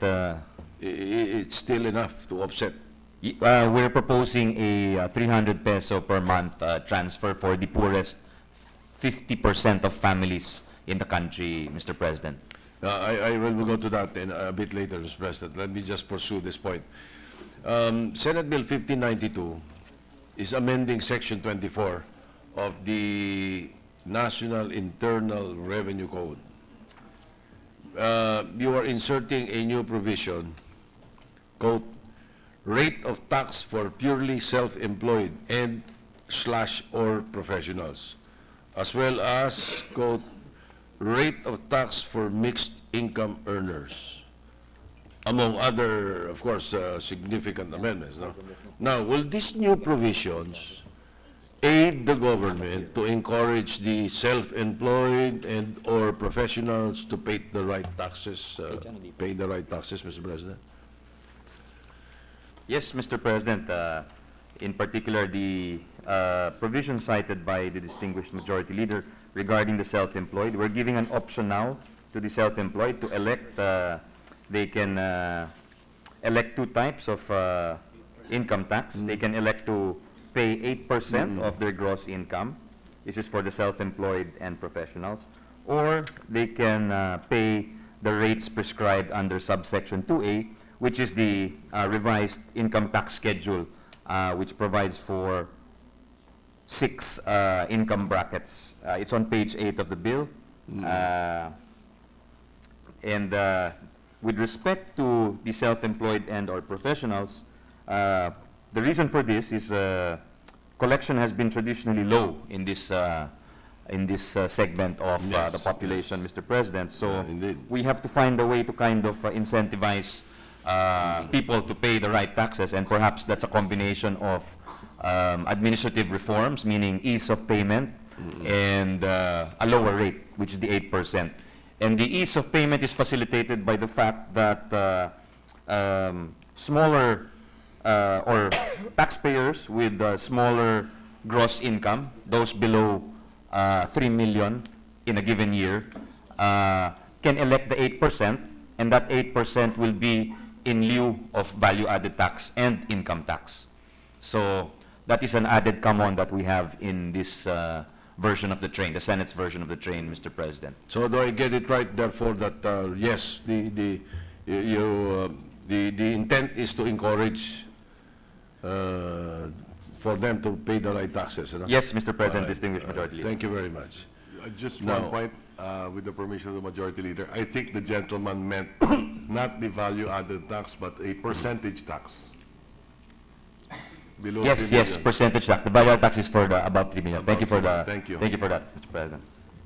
Yes, thank you for the clarification, Mr. President. Now, you mentioned yesterday that those employees with salary grade 14 shall be exempted from income tax depending on the deductions. No? Now, based on our computation, these employees are not exempted from paying income tax if the basis is our version, Senate version. Okay. Now, however, if we are to follow the proposal of the House of Representatives, which exempts employees who receive 250,000 annually and below, as recommended by the DOF, those employees with SG salary grade 14 shall be exempted. Let me give you an example, and I want to pick your mind on this matter. Let us say a sample computation would be 26,494 monthly salary. That's salary grade 14, di ba? All right. Times 12, that is 317,928. Sa 317,928, 100,000 maximum deduction, assuming he has 4 children. Minus 3,750 PhilHealth. Minus, let us say, 6,000 pag-ibig, assuming there is an existing loan. And then 27,312 GSIS. The total left would be 180,866. Am I forgetting any allowable deductions? Tama na yung computation ko, ano? Yung meron po tayong up to 82,000 for 13th month and bonuses, Mr. President. Separate yun, kung i-compute, di ba? But it is also a deduction from gross income to arrive at taxable income, Mr. So, President. to arrive at the gross income. To arrive at taxable income, Mr. President. Pero it's the 13-month pay is based on ano eh. 1 month salary only. I think it varies from institution to institution. I think some institutions are more generous with their 13th month and bonuses. Whether it's I think traditionally the Supreme Court or the Supreme Court of the Judiciary and the Legislative have been a little bit more generous than some of the executive agencies, if I'm not mistaken, Mr. President. You see, my point, Mr. President, is that I really want to be clarified and accurate or specific salary grade talaga that shall be covered by our exemption if we follow the Senate version. That is really the point. I understand, Mr. President, distinguished colleague, and I see your mathematics, and I agree that in some cases they may not be covered, but in some cases they may be covered, and it would depend on the size, really, of their 13th month pay and bonus, Mr. President. If we assume, for instance, that their 13th month is just the same size as their monthly salary, then they would probably not be covered. Because they could not avail of the full 82,000 allowable deduction under the law, Mr. President. Yung mga, all right. So, what would be the salary grade that would be safe to say exempted? I think with certainty we can say that across the board, salary grade 12 would be exempted, irrespective of the amount of their 13th month pay or bonus, Mr. President. That's as far as our version is concerned, no? That's as far as the Senate version is concerned, Mr. President. Yeah. Whereas presently, it is only up to salary grade 5 with 4 dependents, Mr. President. So we are covering an additional 7 salary grades. Okay. And perhaps, I'd just like to add also, Mr. President, with your indulgence, also depending, as we said earlier, on the size of the 13th month pay or the bonuses, which could be spread out over the course of the year, we could also cover people in salary grade 13 as well as salary grade 14. All right. May we know how many taxpayers are government employees, Mr. President? I ask that because this is the sector that has automatic or immediate ang withholding tax eh. I think it's approximately 1.3 million, Mr. President. Those are the filled up national government positions. 1.3 only? Is that inclusive? Hmm? Sure, huh?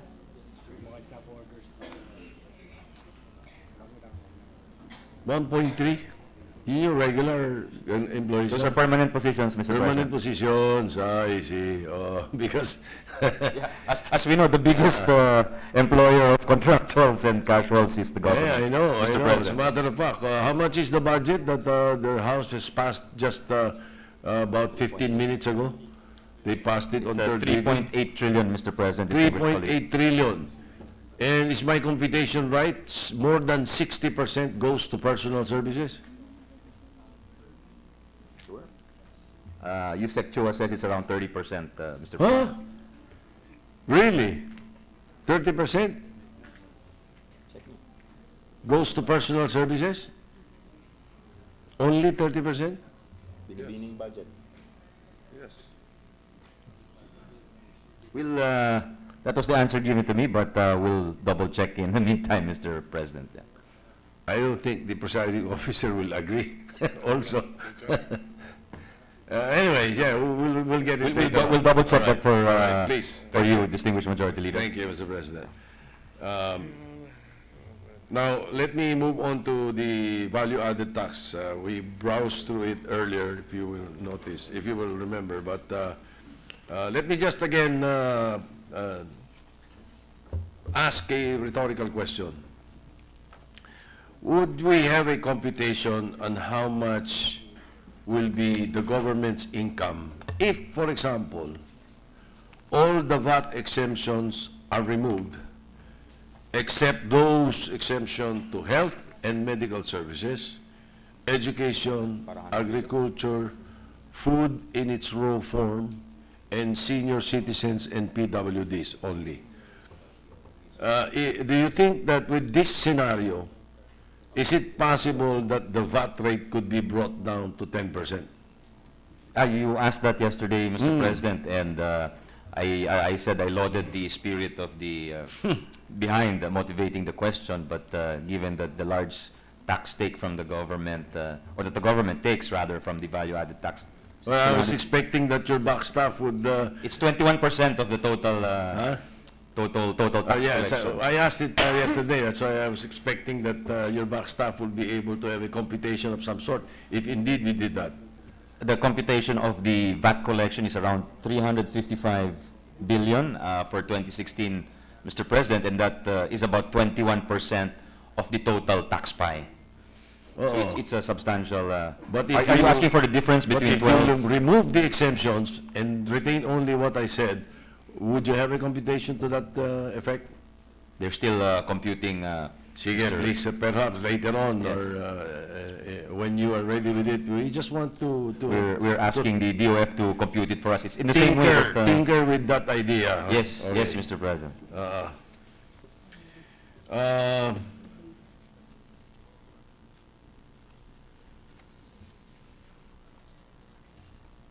Pending figures from the Finance Department. Anyway. With the yes. permission of the Majority Leader, did the sponsor say that the total VAT is only 351 billion? Is that just BIR or BOC? Just BIR. Just BIR. That's just the BIR figure. And how much is it with the BOC?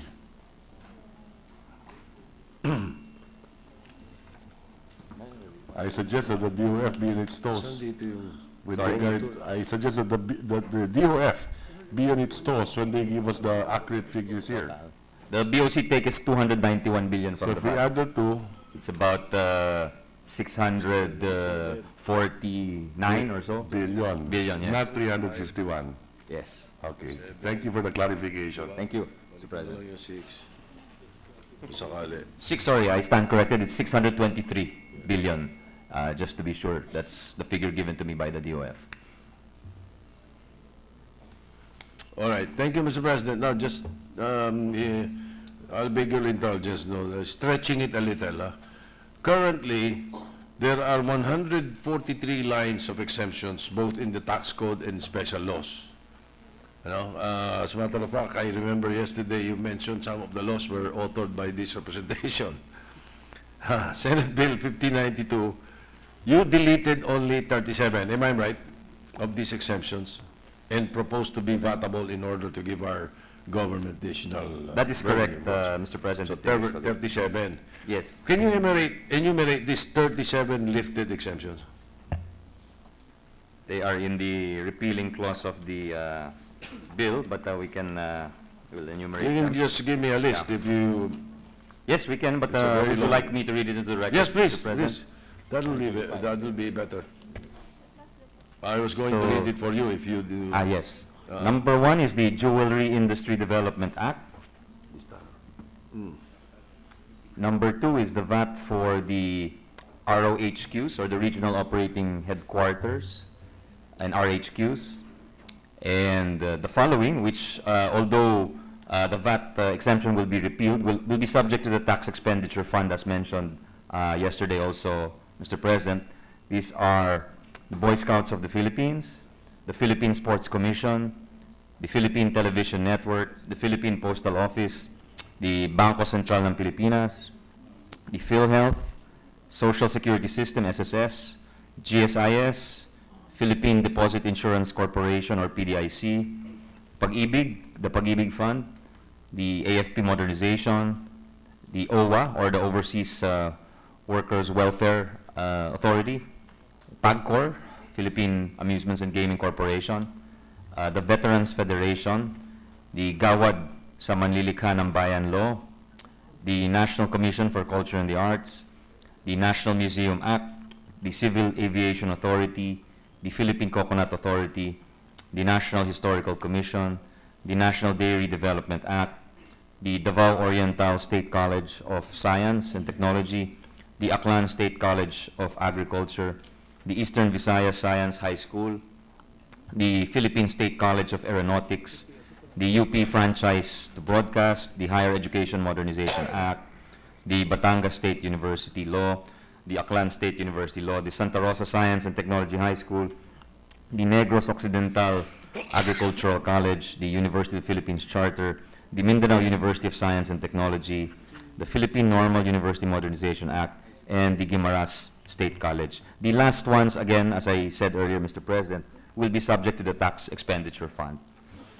Can you repeat the after historical commission? The two... the National Dairy Development Act, Mr. President, Dairy, and the Davao Oriental State College of Science and Technology. Okay. Thank you for that, Mr. President. May we know why these are the ones that are exempted, remove exemptions, Mr. President?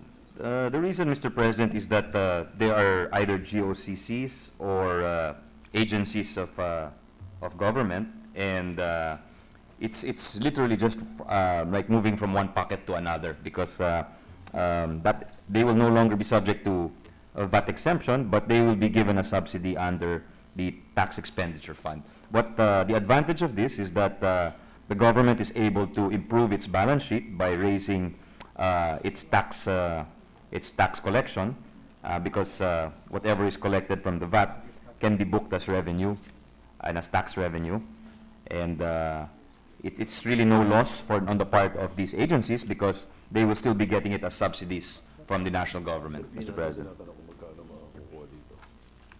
Would you have an idea on how much would be the...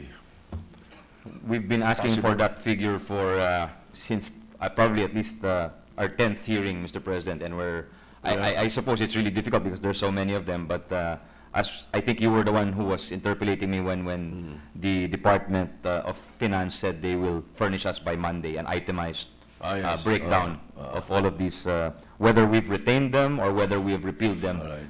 They will provide us with numbers to support any aggregate figure for revenues for this train version, Mr. President. We look forward to that, Mr. President. Thank you for that. Now, I hope you don't mind. I will stretch your indulgence also. I will not ask you to enumerate. I'll just ask you to give me a list of the 106 exemptions that are proposed to be retained with their VAT exemption or zero-rated status. I have a list here of 25 that we are retaining. Mr. President. Can you just briefly discuss the bulk of the industry? Yes. Sige, and just give me as a list, a copy of the list. The rest are probably already in the NIRC or the Internal Revenue Code, and we're not touching them. But the ones we're retaining are for cooperatives, for senior citizens, for persons with disabilities. We've amended the one for socialized housing,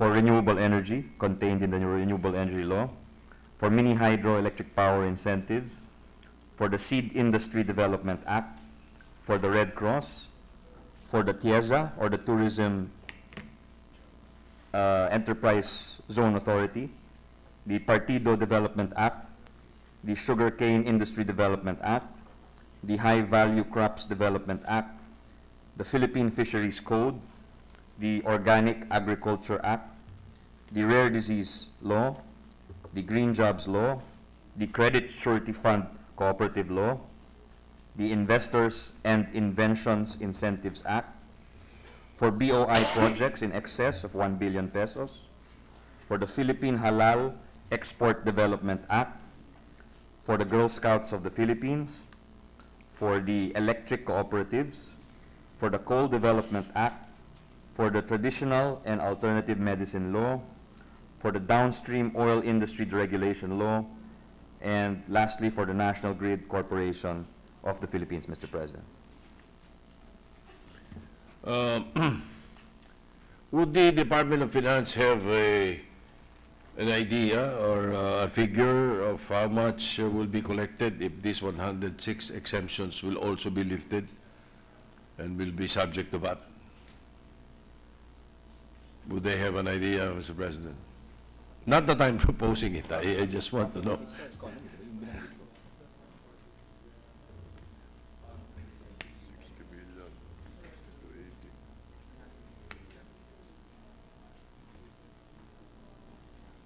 Just a clarification, Mr. President. This in the hypothetical query of the yes. distinguished majority leader, we're assuming that we lift all of our, Yes. meaning there is no single exception. Yes. Just to clarify. Yeah.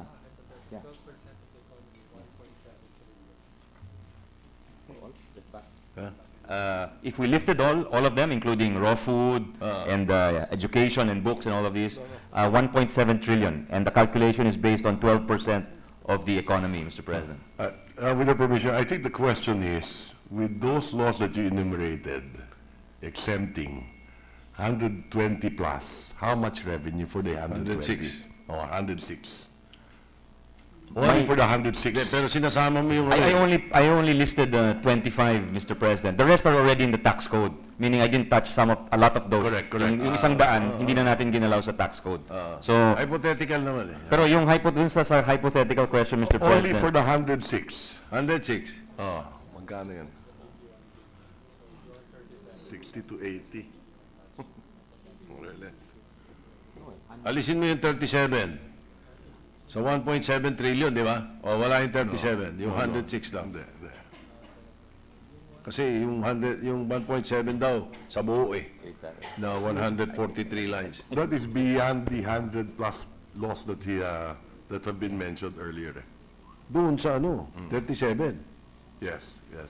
My answer, Mr. President, was based on all the exemptions in the economy. Correct. That's the 1.7 Correct, trillion, correct. Mr. President. That would be the 12% of the GDP of the country, national income of the country.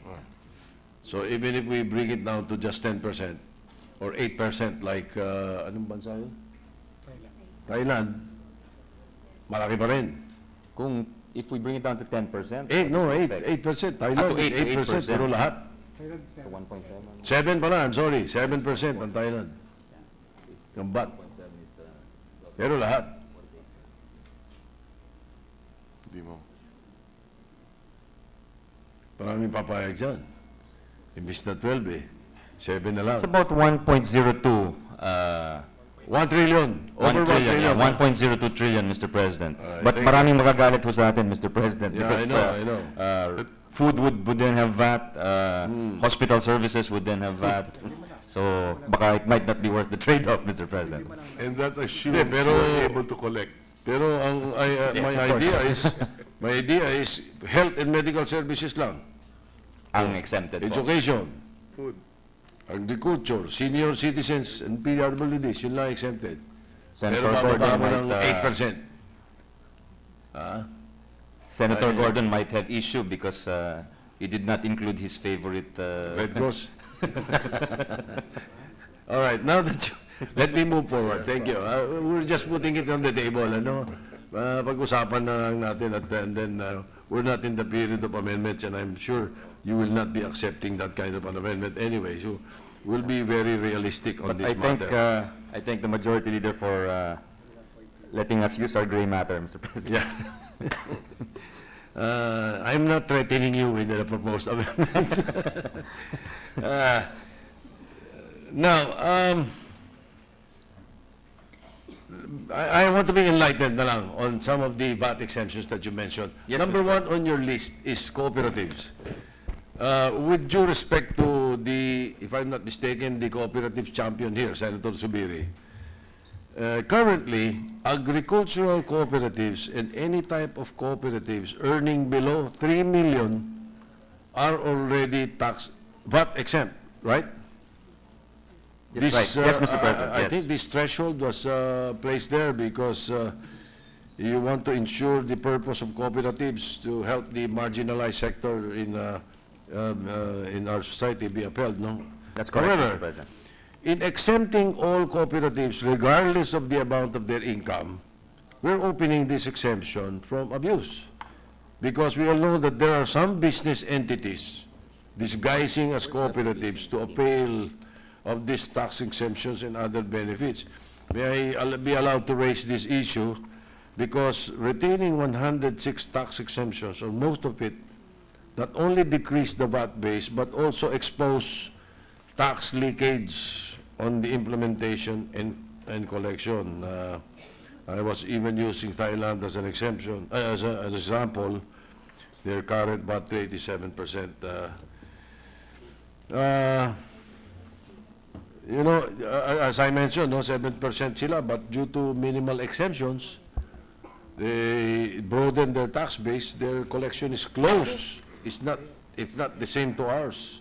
That's true. That's correct, Mr. That's correct, President. They also attract a greater amount of foreign direct investment, and they're also superior to us in terms of infrastructure, Mr. President. That's why that's one of the goals of the train is to reach that kind of level of infrastructure and investment.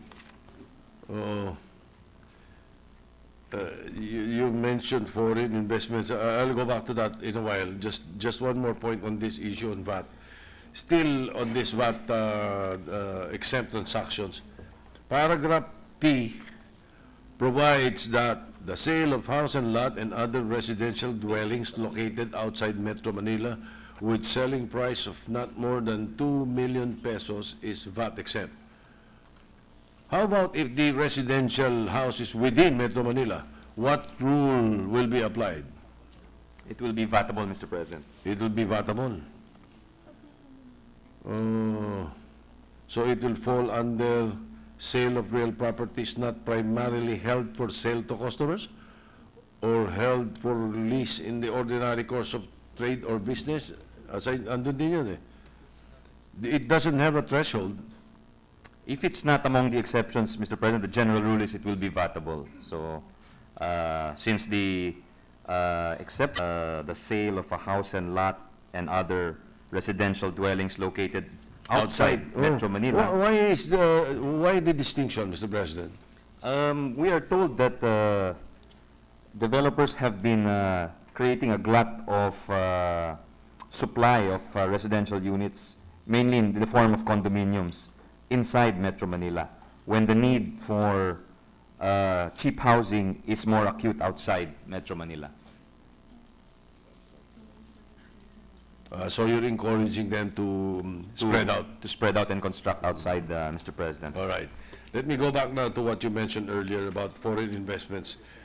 Currently, to entice foreign investors, we offer and provide them outright with tax incentives, right, Mr. President? That's correct, Mr. President. All right. Now, the tax exemptions and incentives offered by us, is it a determining factor to encourage foreign investors to set up their businesses here? Is it not? I think it is one of the. I think it is one of the factors, Mr. President. But they think they're also concerned about corruption, about infrastructure, about the certainty of the business regime. These are among the factors that are also considered. Pero I believe that one of the biggest factors to attract investors is our low cost of, but high quality labor. I believe the majority leader is correct, Mr. President. May we know from the Department of Finance or the BOI how much is the total amount of tax incentives given to foreign businesses? Would they have the figures today, now? And are they really availing of these tax incentives? 104? According to the Department of Finance, for 2015, the amount of incentives given in the form of income tax holiday is 104 billion pesos, Mr. President.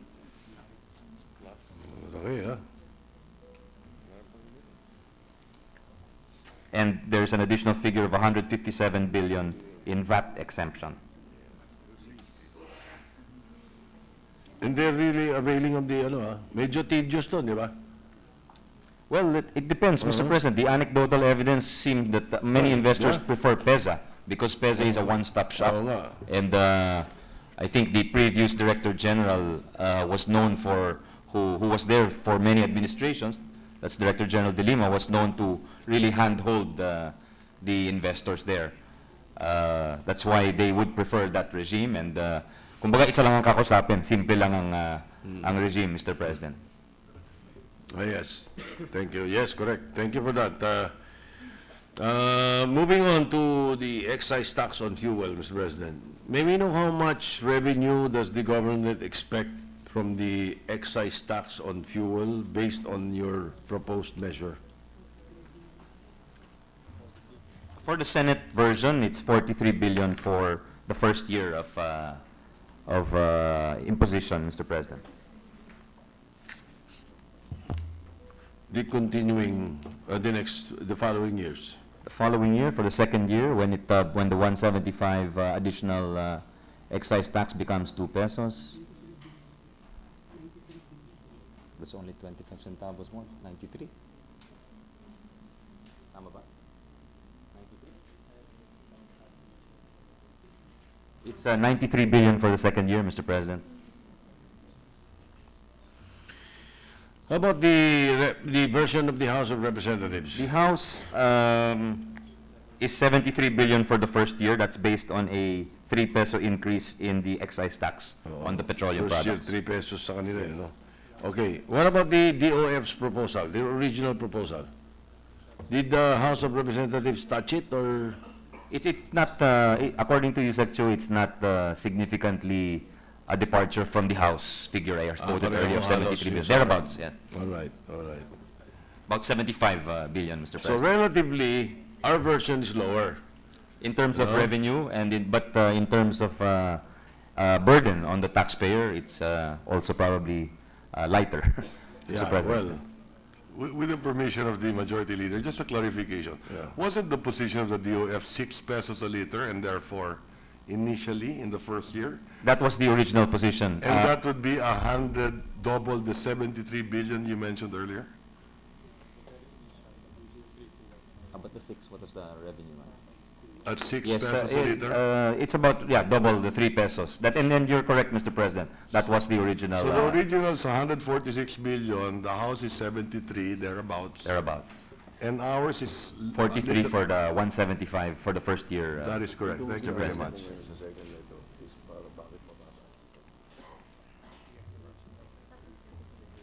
all right. Well, my continuing question on the matter, I'm sure the DOF the Department of Finance will like it.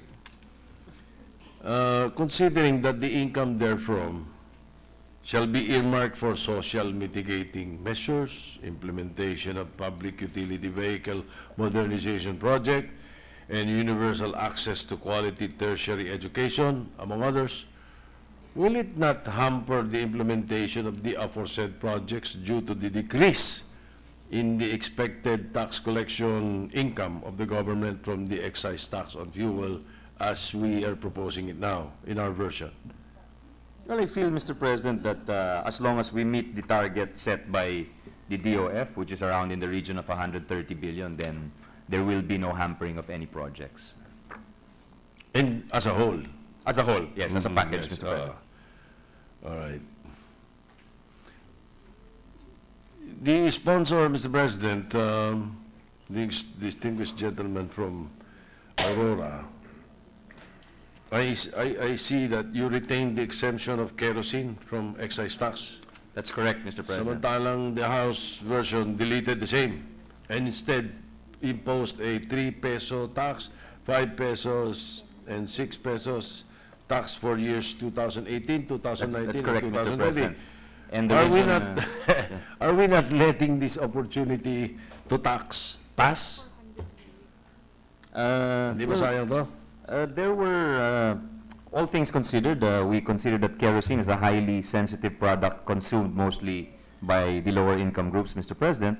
And according to the 2010 census, kerosene is used by 3 million households for lighting, while 600,000 households use it for cooking. And moreover, we also looked at the incremental revenue to be generated from that item, and it's comparatively low at 400 million pesos, Mr. President. So all things considered, we thought we could let it go. Yeah, all right. Very good answer. Thank you very much. Thank you, Mr. President. Now, What is the reason why you opted for, Mr. President, you opted for a 4 peso tax on aviation turbojet fuel instead of the 7 pesos that the House proposed for 2018 and 9 pesos for 2019 and 10 pesos for 2020? Are we not foregoing a lot of these supposed revenues here? That's what he called it. Aviation turbojet fuel naman to eh. I think the figures you were quoting, Mr. President, are for the House version. Oh, House version. Yes. Sa atin, Sa atin, mas mababa ho. Because, Yun na. and the reason is, fuel accounts for about 29% of air transport operations cost, and the increase in 29%? excise, 29%? yes, of air transport costs. And the increase in the excise tax would definitely be passed on to the consuming public, making it more expensive to travel and possibly dampening the development and growth of the country's tourism industry. And currently, Mr. President, the Convention on International Civil Aviation, also known as the Chicago Convention, provides that fuel and lubricating oil on board an aircraft of a contracting state and retained on board upon leaving that territory shall be exempt from customs duty, inspection fees, or similar national or local duties and charges. In effect, the increase in any excise tax for aviation gas would only affect the domestic carriers. Yung international, because of the treaty, hindi sila subject to that excise sa tax. local lang maapektuhan. So any rise would tend to discriminate against our local air carriers, Mr. President. Although mas may mga pera talaga yung nagbabiyahe, nag-aeroplano, di ba? I think maybe back in the day, a few decades ago, but I think in the age of budget airlines, there's been an increasing democratization of the availability of travel or the opportunity to travel, Mr. President. Well, anyway, I think this is something that we should think about. I'm having second thoughts about the matter. Alam ko kasi kerosene ang kerosene mura eh. Di ba? Kerosene ang ginagamit ng aeroplano eh. Ang mahal sa aeroplano yung anti-freeze. The anti-freeze component of the jet fuel is the one that's expensive, not the fuel itself. Oh, we have General Balahaja from the Philippine Air Force. I'm sure he knew. Am I right? Oh, he's nodding, Mr. President. Anyway, as I said, it's a food for thought. Now, a new provision on marking of petroleum products is added. Now, in the House version, the subject of the new section is mandatory marking of petroleum products. Therefore, it's compulsory in nature. Now, in our version, it now becomes permissive. May we know the reason for the change? Will this be more advantageous or disadvantageous for our tax administration if marking will be mandatory? It's really just a practical reason, Mr. President, because if we make it mandatory and for some reason, for one reason or another, it turns out to be unsuccessful, then we have to amend the law to make a change in policy. Whereas if it's only permissive and we leave it to the discretion of the Department of Finance or the executive, then there is some kind of elbow room, and they don't need to wait for Congress to act. They can make a best judgment on existing circumstances and on how the policy succeeds, or if it's a success or a failure, Mr. President. Is this our committee's amendment, or is it was this originally in the Department of Finance proposal? It was in the original. It was mandatory. Was in the original.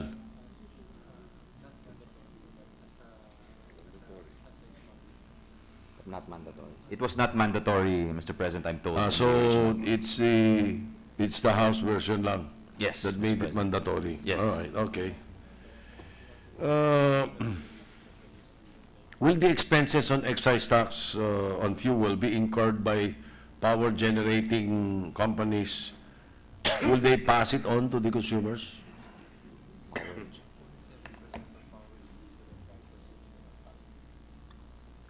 For the 7% who provide power of the power mix, there is a pass-through, Mr. President. So, would there be an effect on the price of electricity consumption of the ordinary Filipino? Somebody who averages, say, 200 kilowatt per hour of electricity? O 200 kilowatt hour pala. 200 kilowatt hour. I'm told that the effect will be quite minimal. I'm asking for a figure, Mr. President, as you requested. All right.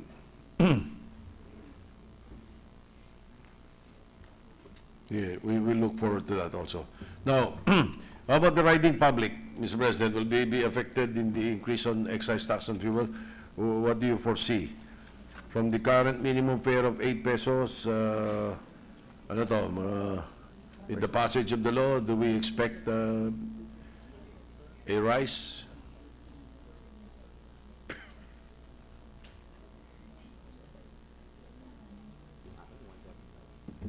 Well, according to the LTFRB, there will be no increase based on the Senate version.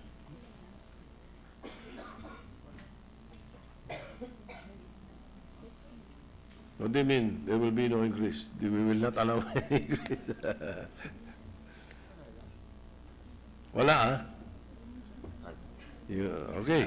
They're shaking. He's shaking his head Right. Vehemently. So I'd like to put out that record a negative answer, Mr. President. Hindi, ah. The driver will not absorb the increase, ah. Anyway, sige. We will hold the DOF to that. Now, you have conditional and unconditional cash transfer. Will it fully mitigate the effect of the price increase? Yes, Mr. President. By the way, how much will be the conditional and unconditional cash transfer, Mr. President? We're not legislating an increase for the conditional cash transfer, which is an existing program of government, Mr. President. What we have put on page 62 of the committee report is among the earmarking or the social mitigating measures is that the incremental revenues generated from the petroleum excise tax shall be allocated to fund an unconditional cash transfer program for the bottom 10 million poorest households in the National Household Targeting System for Poverty Reduction. The unconditional cash transfer shall be 300 pesos per month for a period of 3 years from the effectivity of this act. Hanggang 3 years lang. Well, we can extend it if we want, Mr. President, if we feel it's necessary. The sponsor is open to any possible amendments. I realize that most cash transfer systems have difficulty taking off at the beginning, and that usually takes a certain amount of time to really have an efficient rollout, so may be necessary. And at the proper time, we will, we're willing to discuss any possible amendments there. Don't you think a possibility of a mismatch may occur when the cash transfers will benefit mostly the families in the provinces while the increase will impact the commuting public in Metro Manila or metro areas? Well, the idea is to cover both types of persons, Mr. President. Well, I hope na magbalanse. Anyway, what happened to the proposed Pantawid Pasada transfers to mitigate the impact of fuel increase to public utility drivers?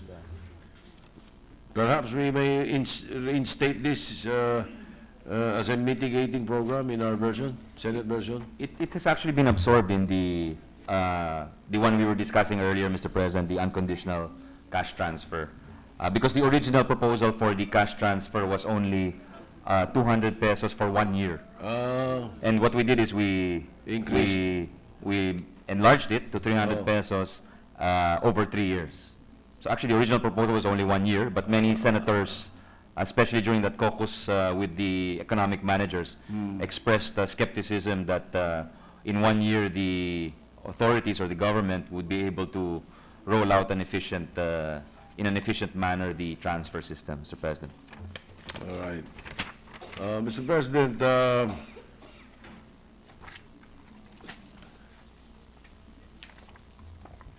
if the sponsor is still up to it, I have,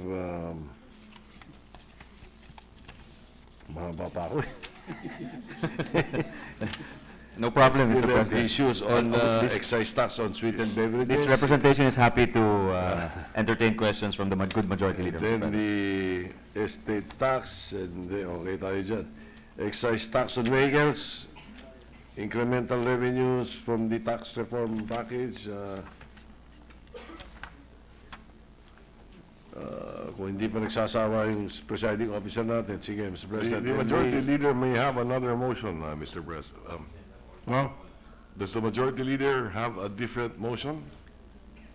Well, I wanted to fast track the interpellations, Mr. President, because I'm trying to give way to the others who will be interpellating tomorrow. So perhaps let me just finish the issue on sweetened beverages. The rest we can do tomorrow, Mr. President. Please proceed. So, okay, thank you very much.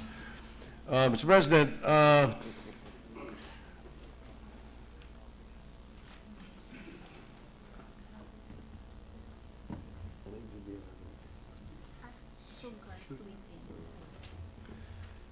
Mr. President, I understand that part of the reasons for including sugar-sweetened beverages, or SSB, as part of the train measure, is to help curb out the negative impact on health, and of course to help accumulate the necessary income being targeted by the government in attaining its Philippine Development Plan to reach the long-term vision of Ambition 2040. Now, Mr. President, distinguished sponsor, I will first focus my questions on the health aspect of the SSB, if I may be allowed to call it that, not to facilitate. May we know from the sponsor the present condition of obesity and sugar intake-related diseases in the country?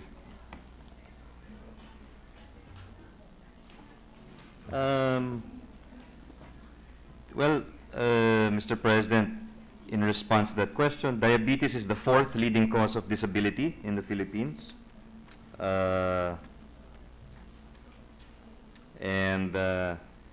Young people tend to outgrow milk products and graduate to drinking soft drinks and other sweetened beverages.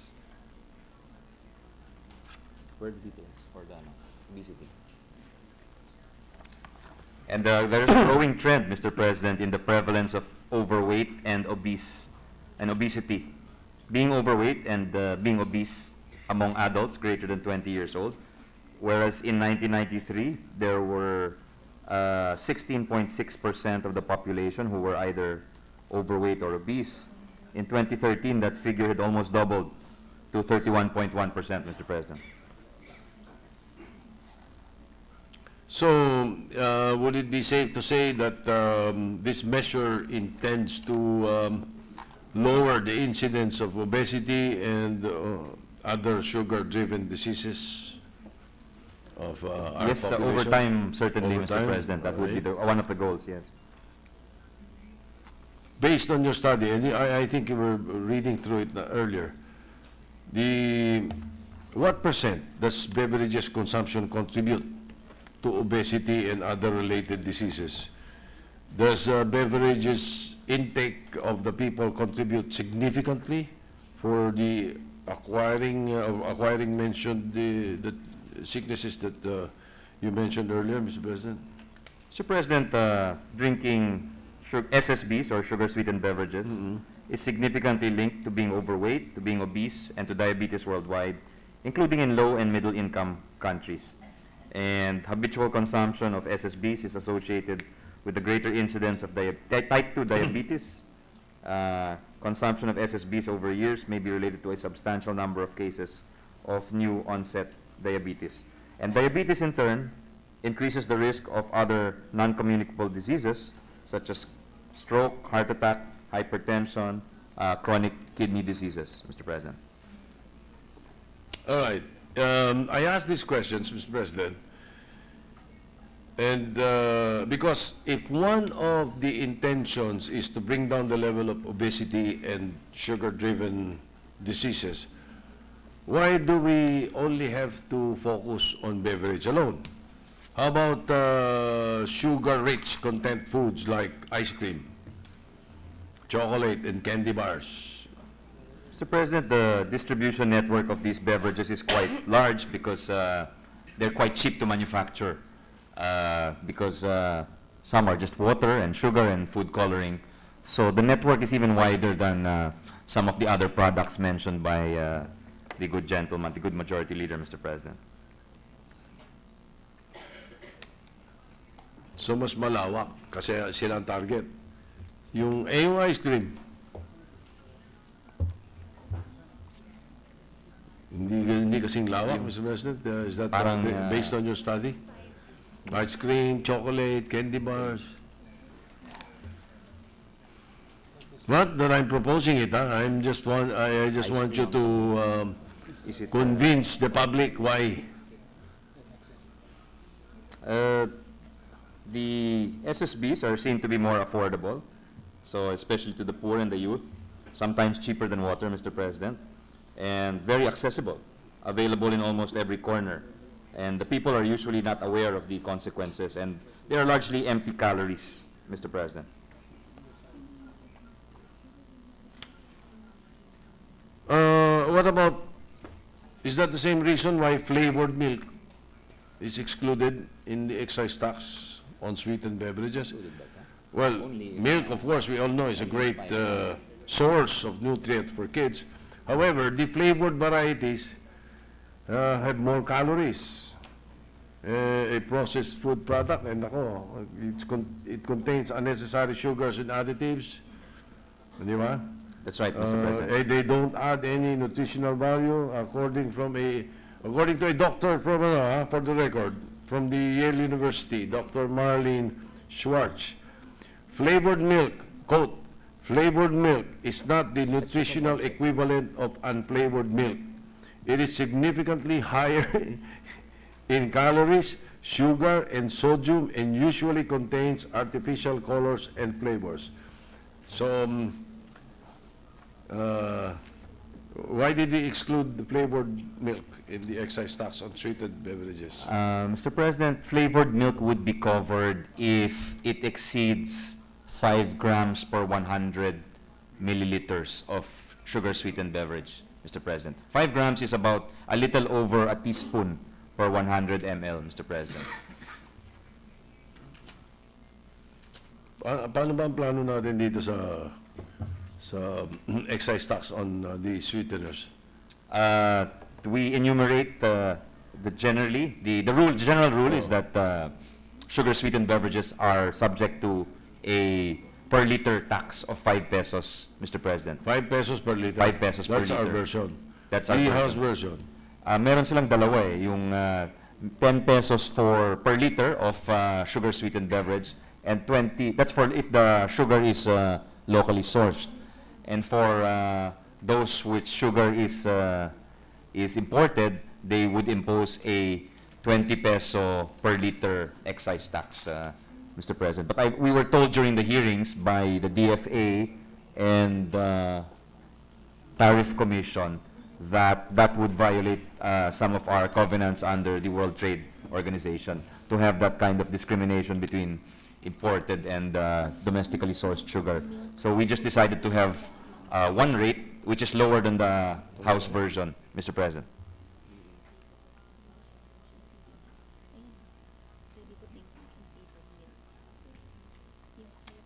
Sa House ba covered yung ESP?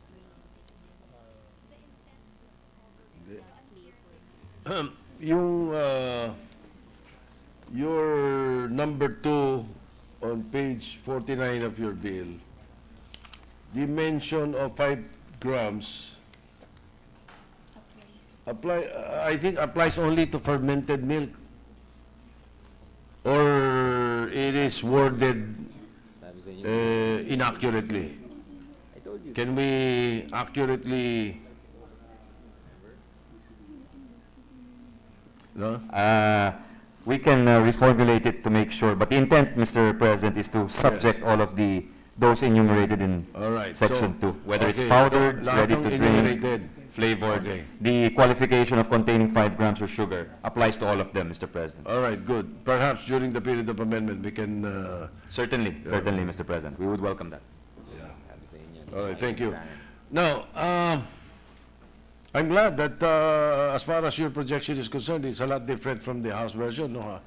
Malaking kalahati, 5 pesos per liter. ang Yes, proposal mo. we conducted extensive consultations, Mr. President, and we had resource persons coming from all over the country, from South Cotabato. We had people coming from Cavite and various provinces to and Negros to argue. And 5 pesos was the rate that the sugar industry said would be acceptable. Okay. Kung doon tayo sa 10 na sabi ng House, and then now 5 sa Senate version, do we have a projection on the drop of sales of the beverages or the products with the imposition of the new tax on SS? For the 5 pesos and for the 10 pesos, Mr. President? Oh, ano, hindi, malaki ba? I'm sure malaki sa 10. What about the 5? 5 per liter lang.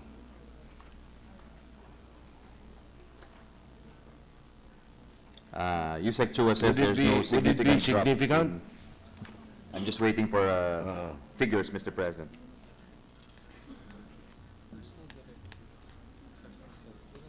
I think they did this in Mexico, no? If I'm not mistaken, Mr. President. But in Mexico, their increase was only equivalent to 2 pesos natin. With our Well, currency. if taken alone, Mr. President, perhaps it might have an impact, but because there are a number of factors that might compensate for the losses, such as the faster growing economy, the fast growing population, falling poverty, greater disposable income, as well as product diversification. These are factors which could help mitigate some of the adverse effects, Mr. President. All right, and I'm assured, no, because of what you mentioned, that you had extensive hearings and meetings with the sector involved, they can live with 5 pesos per liter. Well, actually, we still had some persons complaining after we said that 5 pesos was the... But on a general note, But I think on the general, they were quite relieved that we had lowered it, or we in the had cut 10 in and half. 20. Yes, All right. distinguished colleague. All right. Now, let me go now to the earning aspect. How much is your projected earnings from the sugar tax on beverages? Around 37 to 41 billion from the Senate version, Mr. President. So, na-factor in mo na yung probable drop ng sales? Okay pa rin? Yes, Mr. President. That takes into account the elasticities of the different products.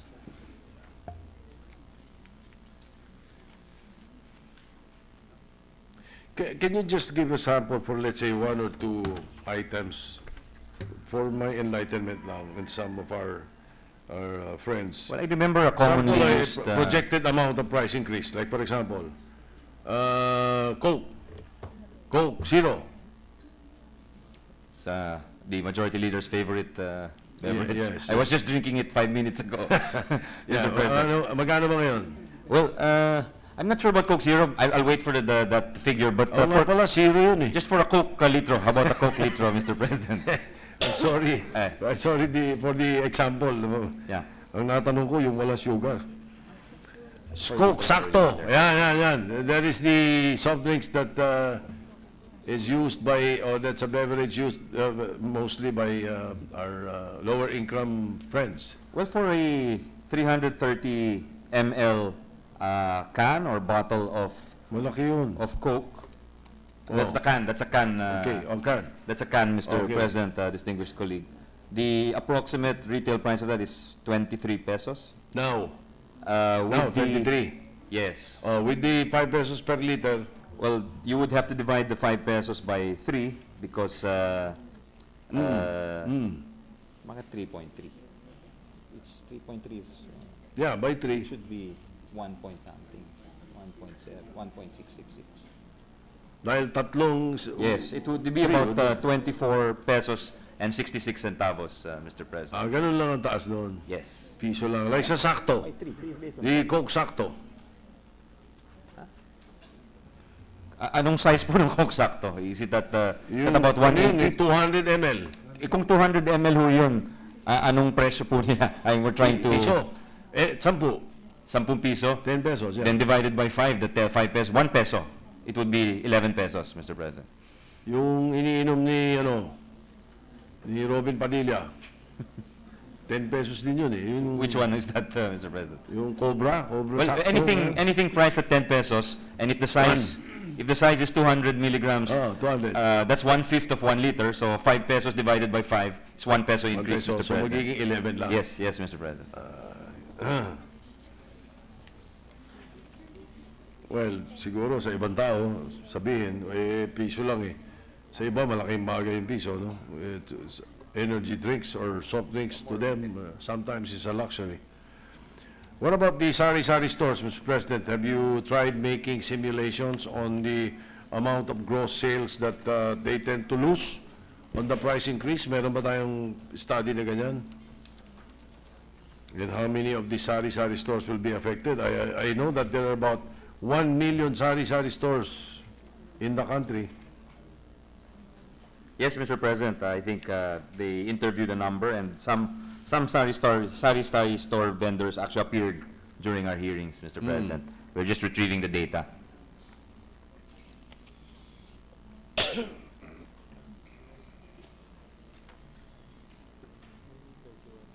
Kasi ang iniisip natin dito, siyempre, kung kung tataas ang presyo, bababa ang sales, bababa rin yung koleksyon natin. 31% of the sari-sari store sales are comprised of soft drinks, Mr. President. So it's not a total, it's not so bad for them in that sense, Mr. President. All right. Do they pay tax at sari-sari stores? What's our figure now? Do we have objective? Well, perhaps I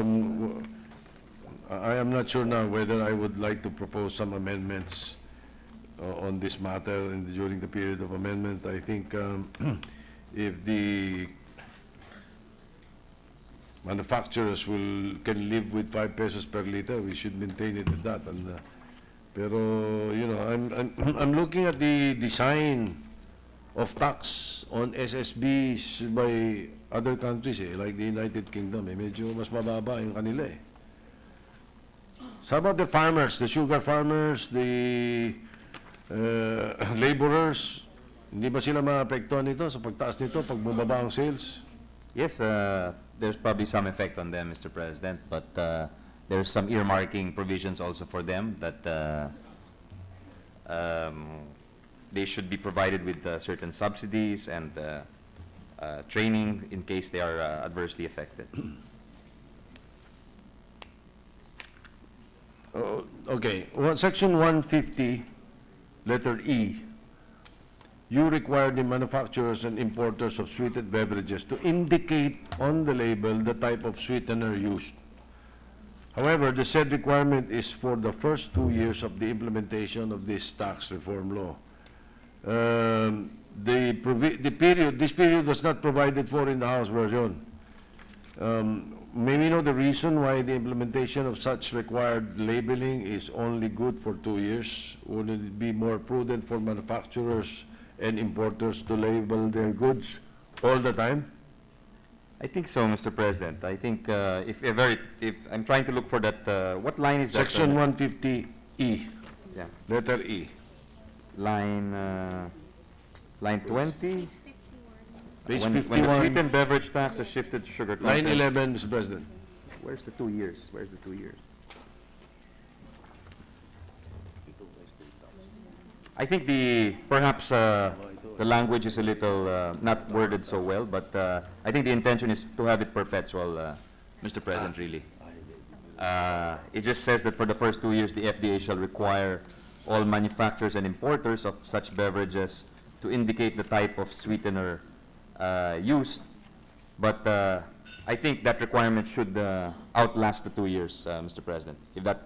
Just in case that was what the majority leader was asking. Yeah. So, the reason for that is because the amount of tax, depends upon the type of sweetener used.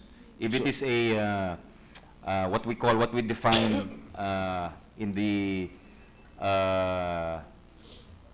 nomenclature of the Codex, which is a universally accepted type of definition of food around the world, we have what we call caloric sweeteners and non-caloric sweeteners. So caloric sweeteners are the ones imposed a 5 peso per liter tax. So yun yung asukal at and for the non-caloric sweeteners, or what they call the diet, some of the diet or artificial sweeteners, it is a 3 peso tax, Mr. President. okay.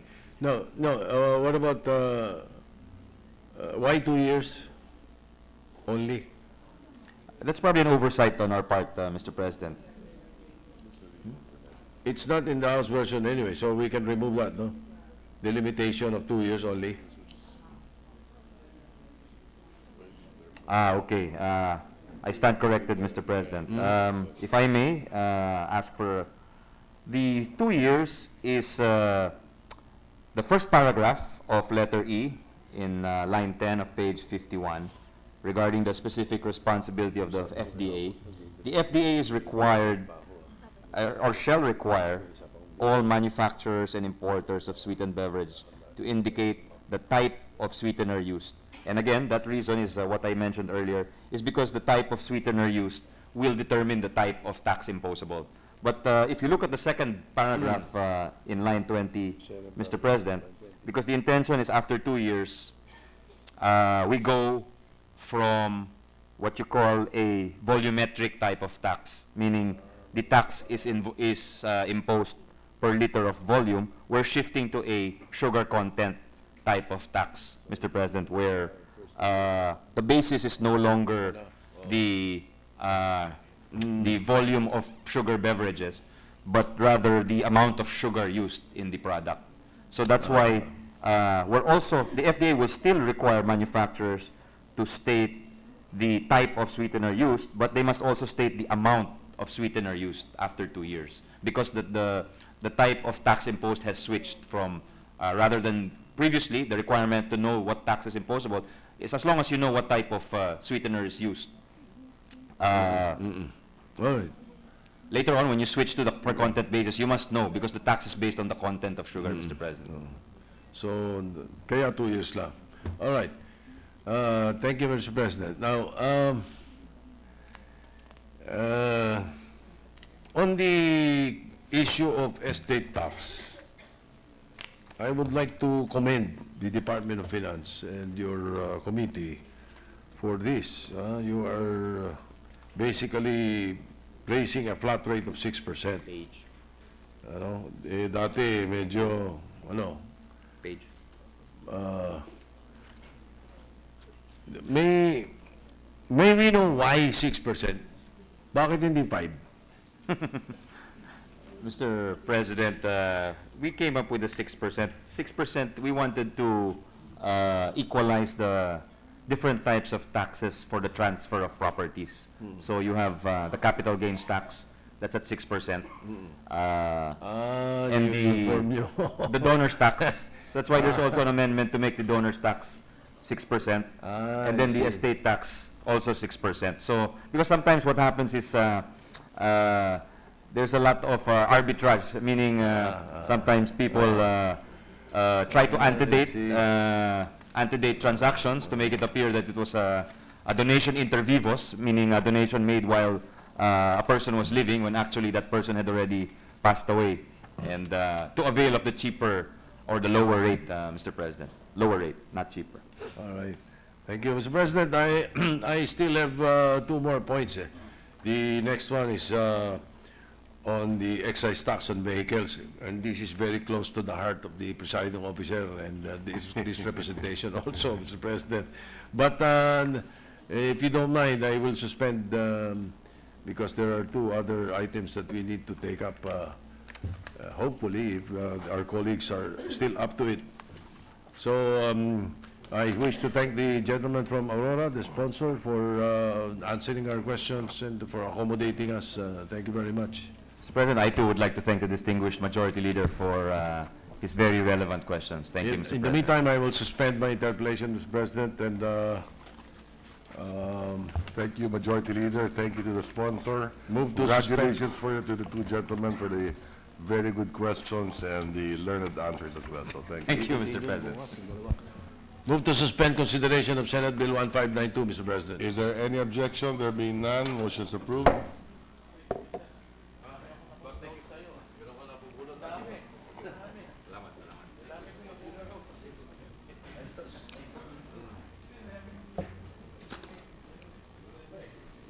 Di ko i-sponsor yung bukas yun, no? Yung amnesty, ito?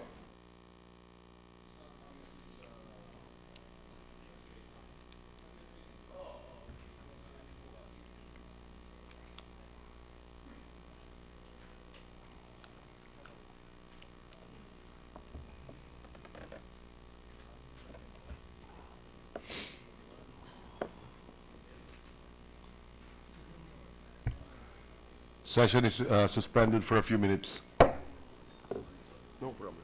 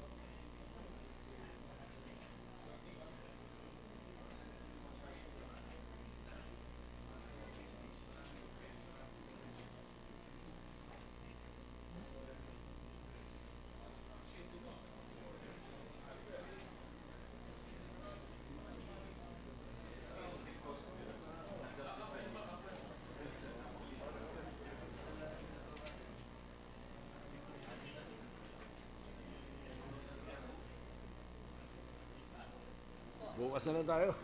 Mga kabayan.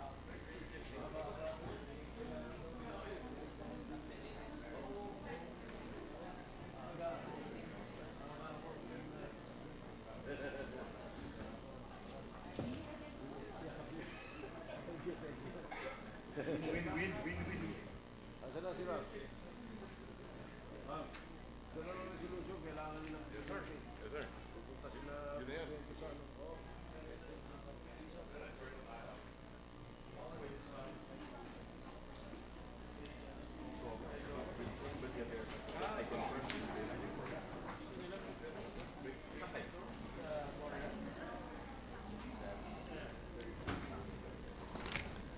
Ready to resume, Mr. President.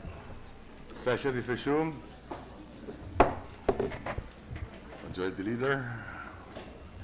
Mr. President, I wish to thank Senator Ontiveros, who has been waiting here to tackle Senate Bill 1477, but scheduled to interpellate this representation. I still have to do a lot of chores. So, Mr. President, I wish to thank her. We will take it up tomorrow, Mr. President. In the meantime, I move to consider PS Resolution 481, introduced by the Senate President, Mr. President. Please proceed. Is there any objection? There being none, motion is approved. Please proceed, Majority May we Leader. request the Secretary to read the title of the measure, or the The Secretary resolution. is directed to read the title of the resolution. a resolution expressing the sense of the Senate of the Philippines to support the appeal of President Rodrigo Roa Duterte to the government of the United States of America for the return of the bells of Balaniga that were taken as trophies of war by American military troops in 1901. Mr. President, the Senate President has requested that his sponsorship speech be inserted into the records. I so move that we include. Is there any objection? There being none, motions approved. Thank you, Mr. President. The resolution is self-explanatory. I would like to request that the members present be made co-authors of the resolution. Is there any objection? There being none, motions Come on, approved. Mr. President. No.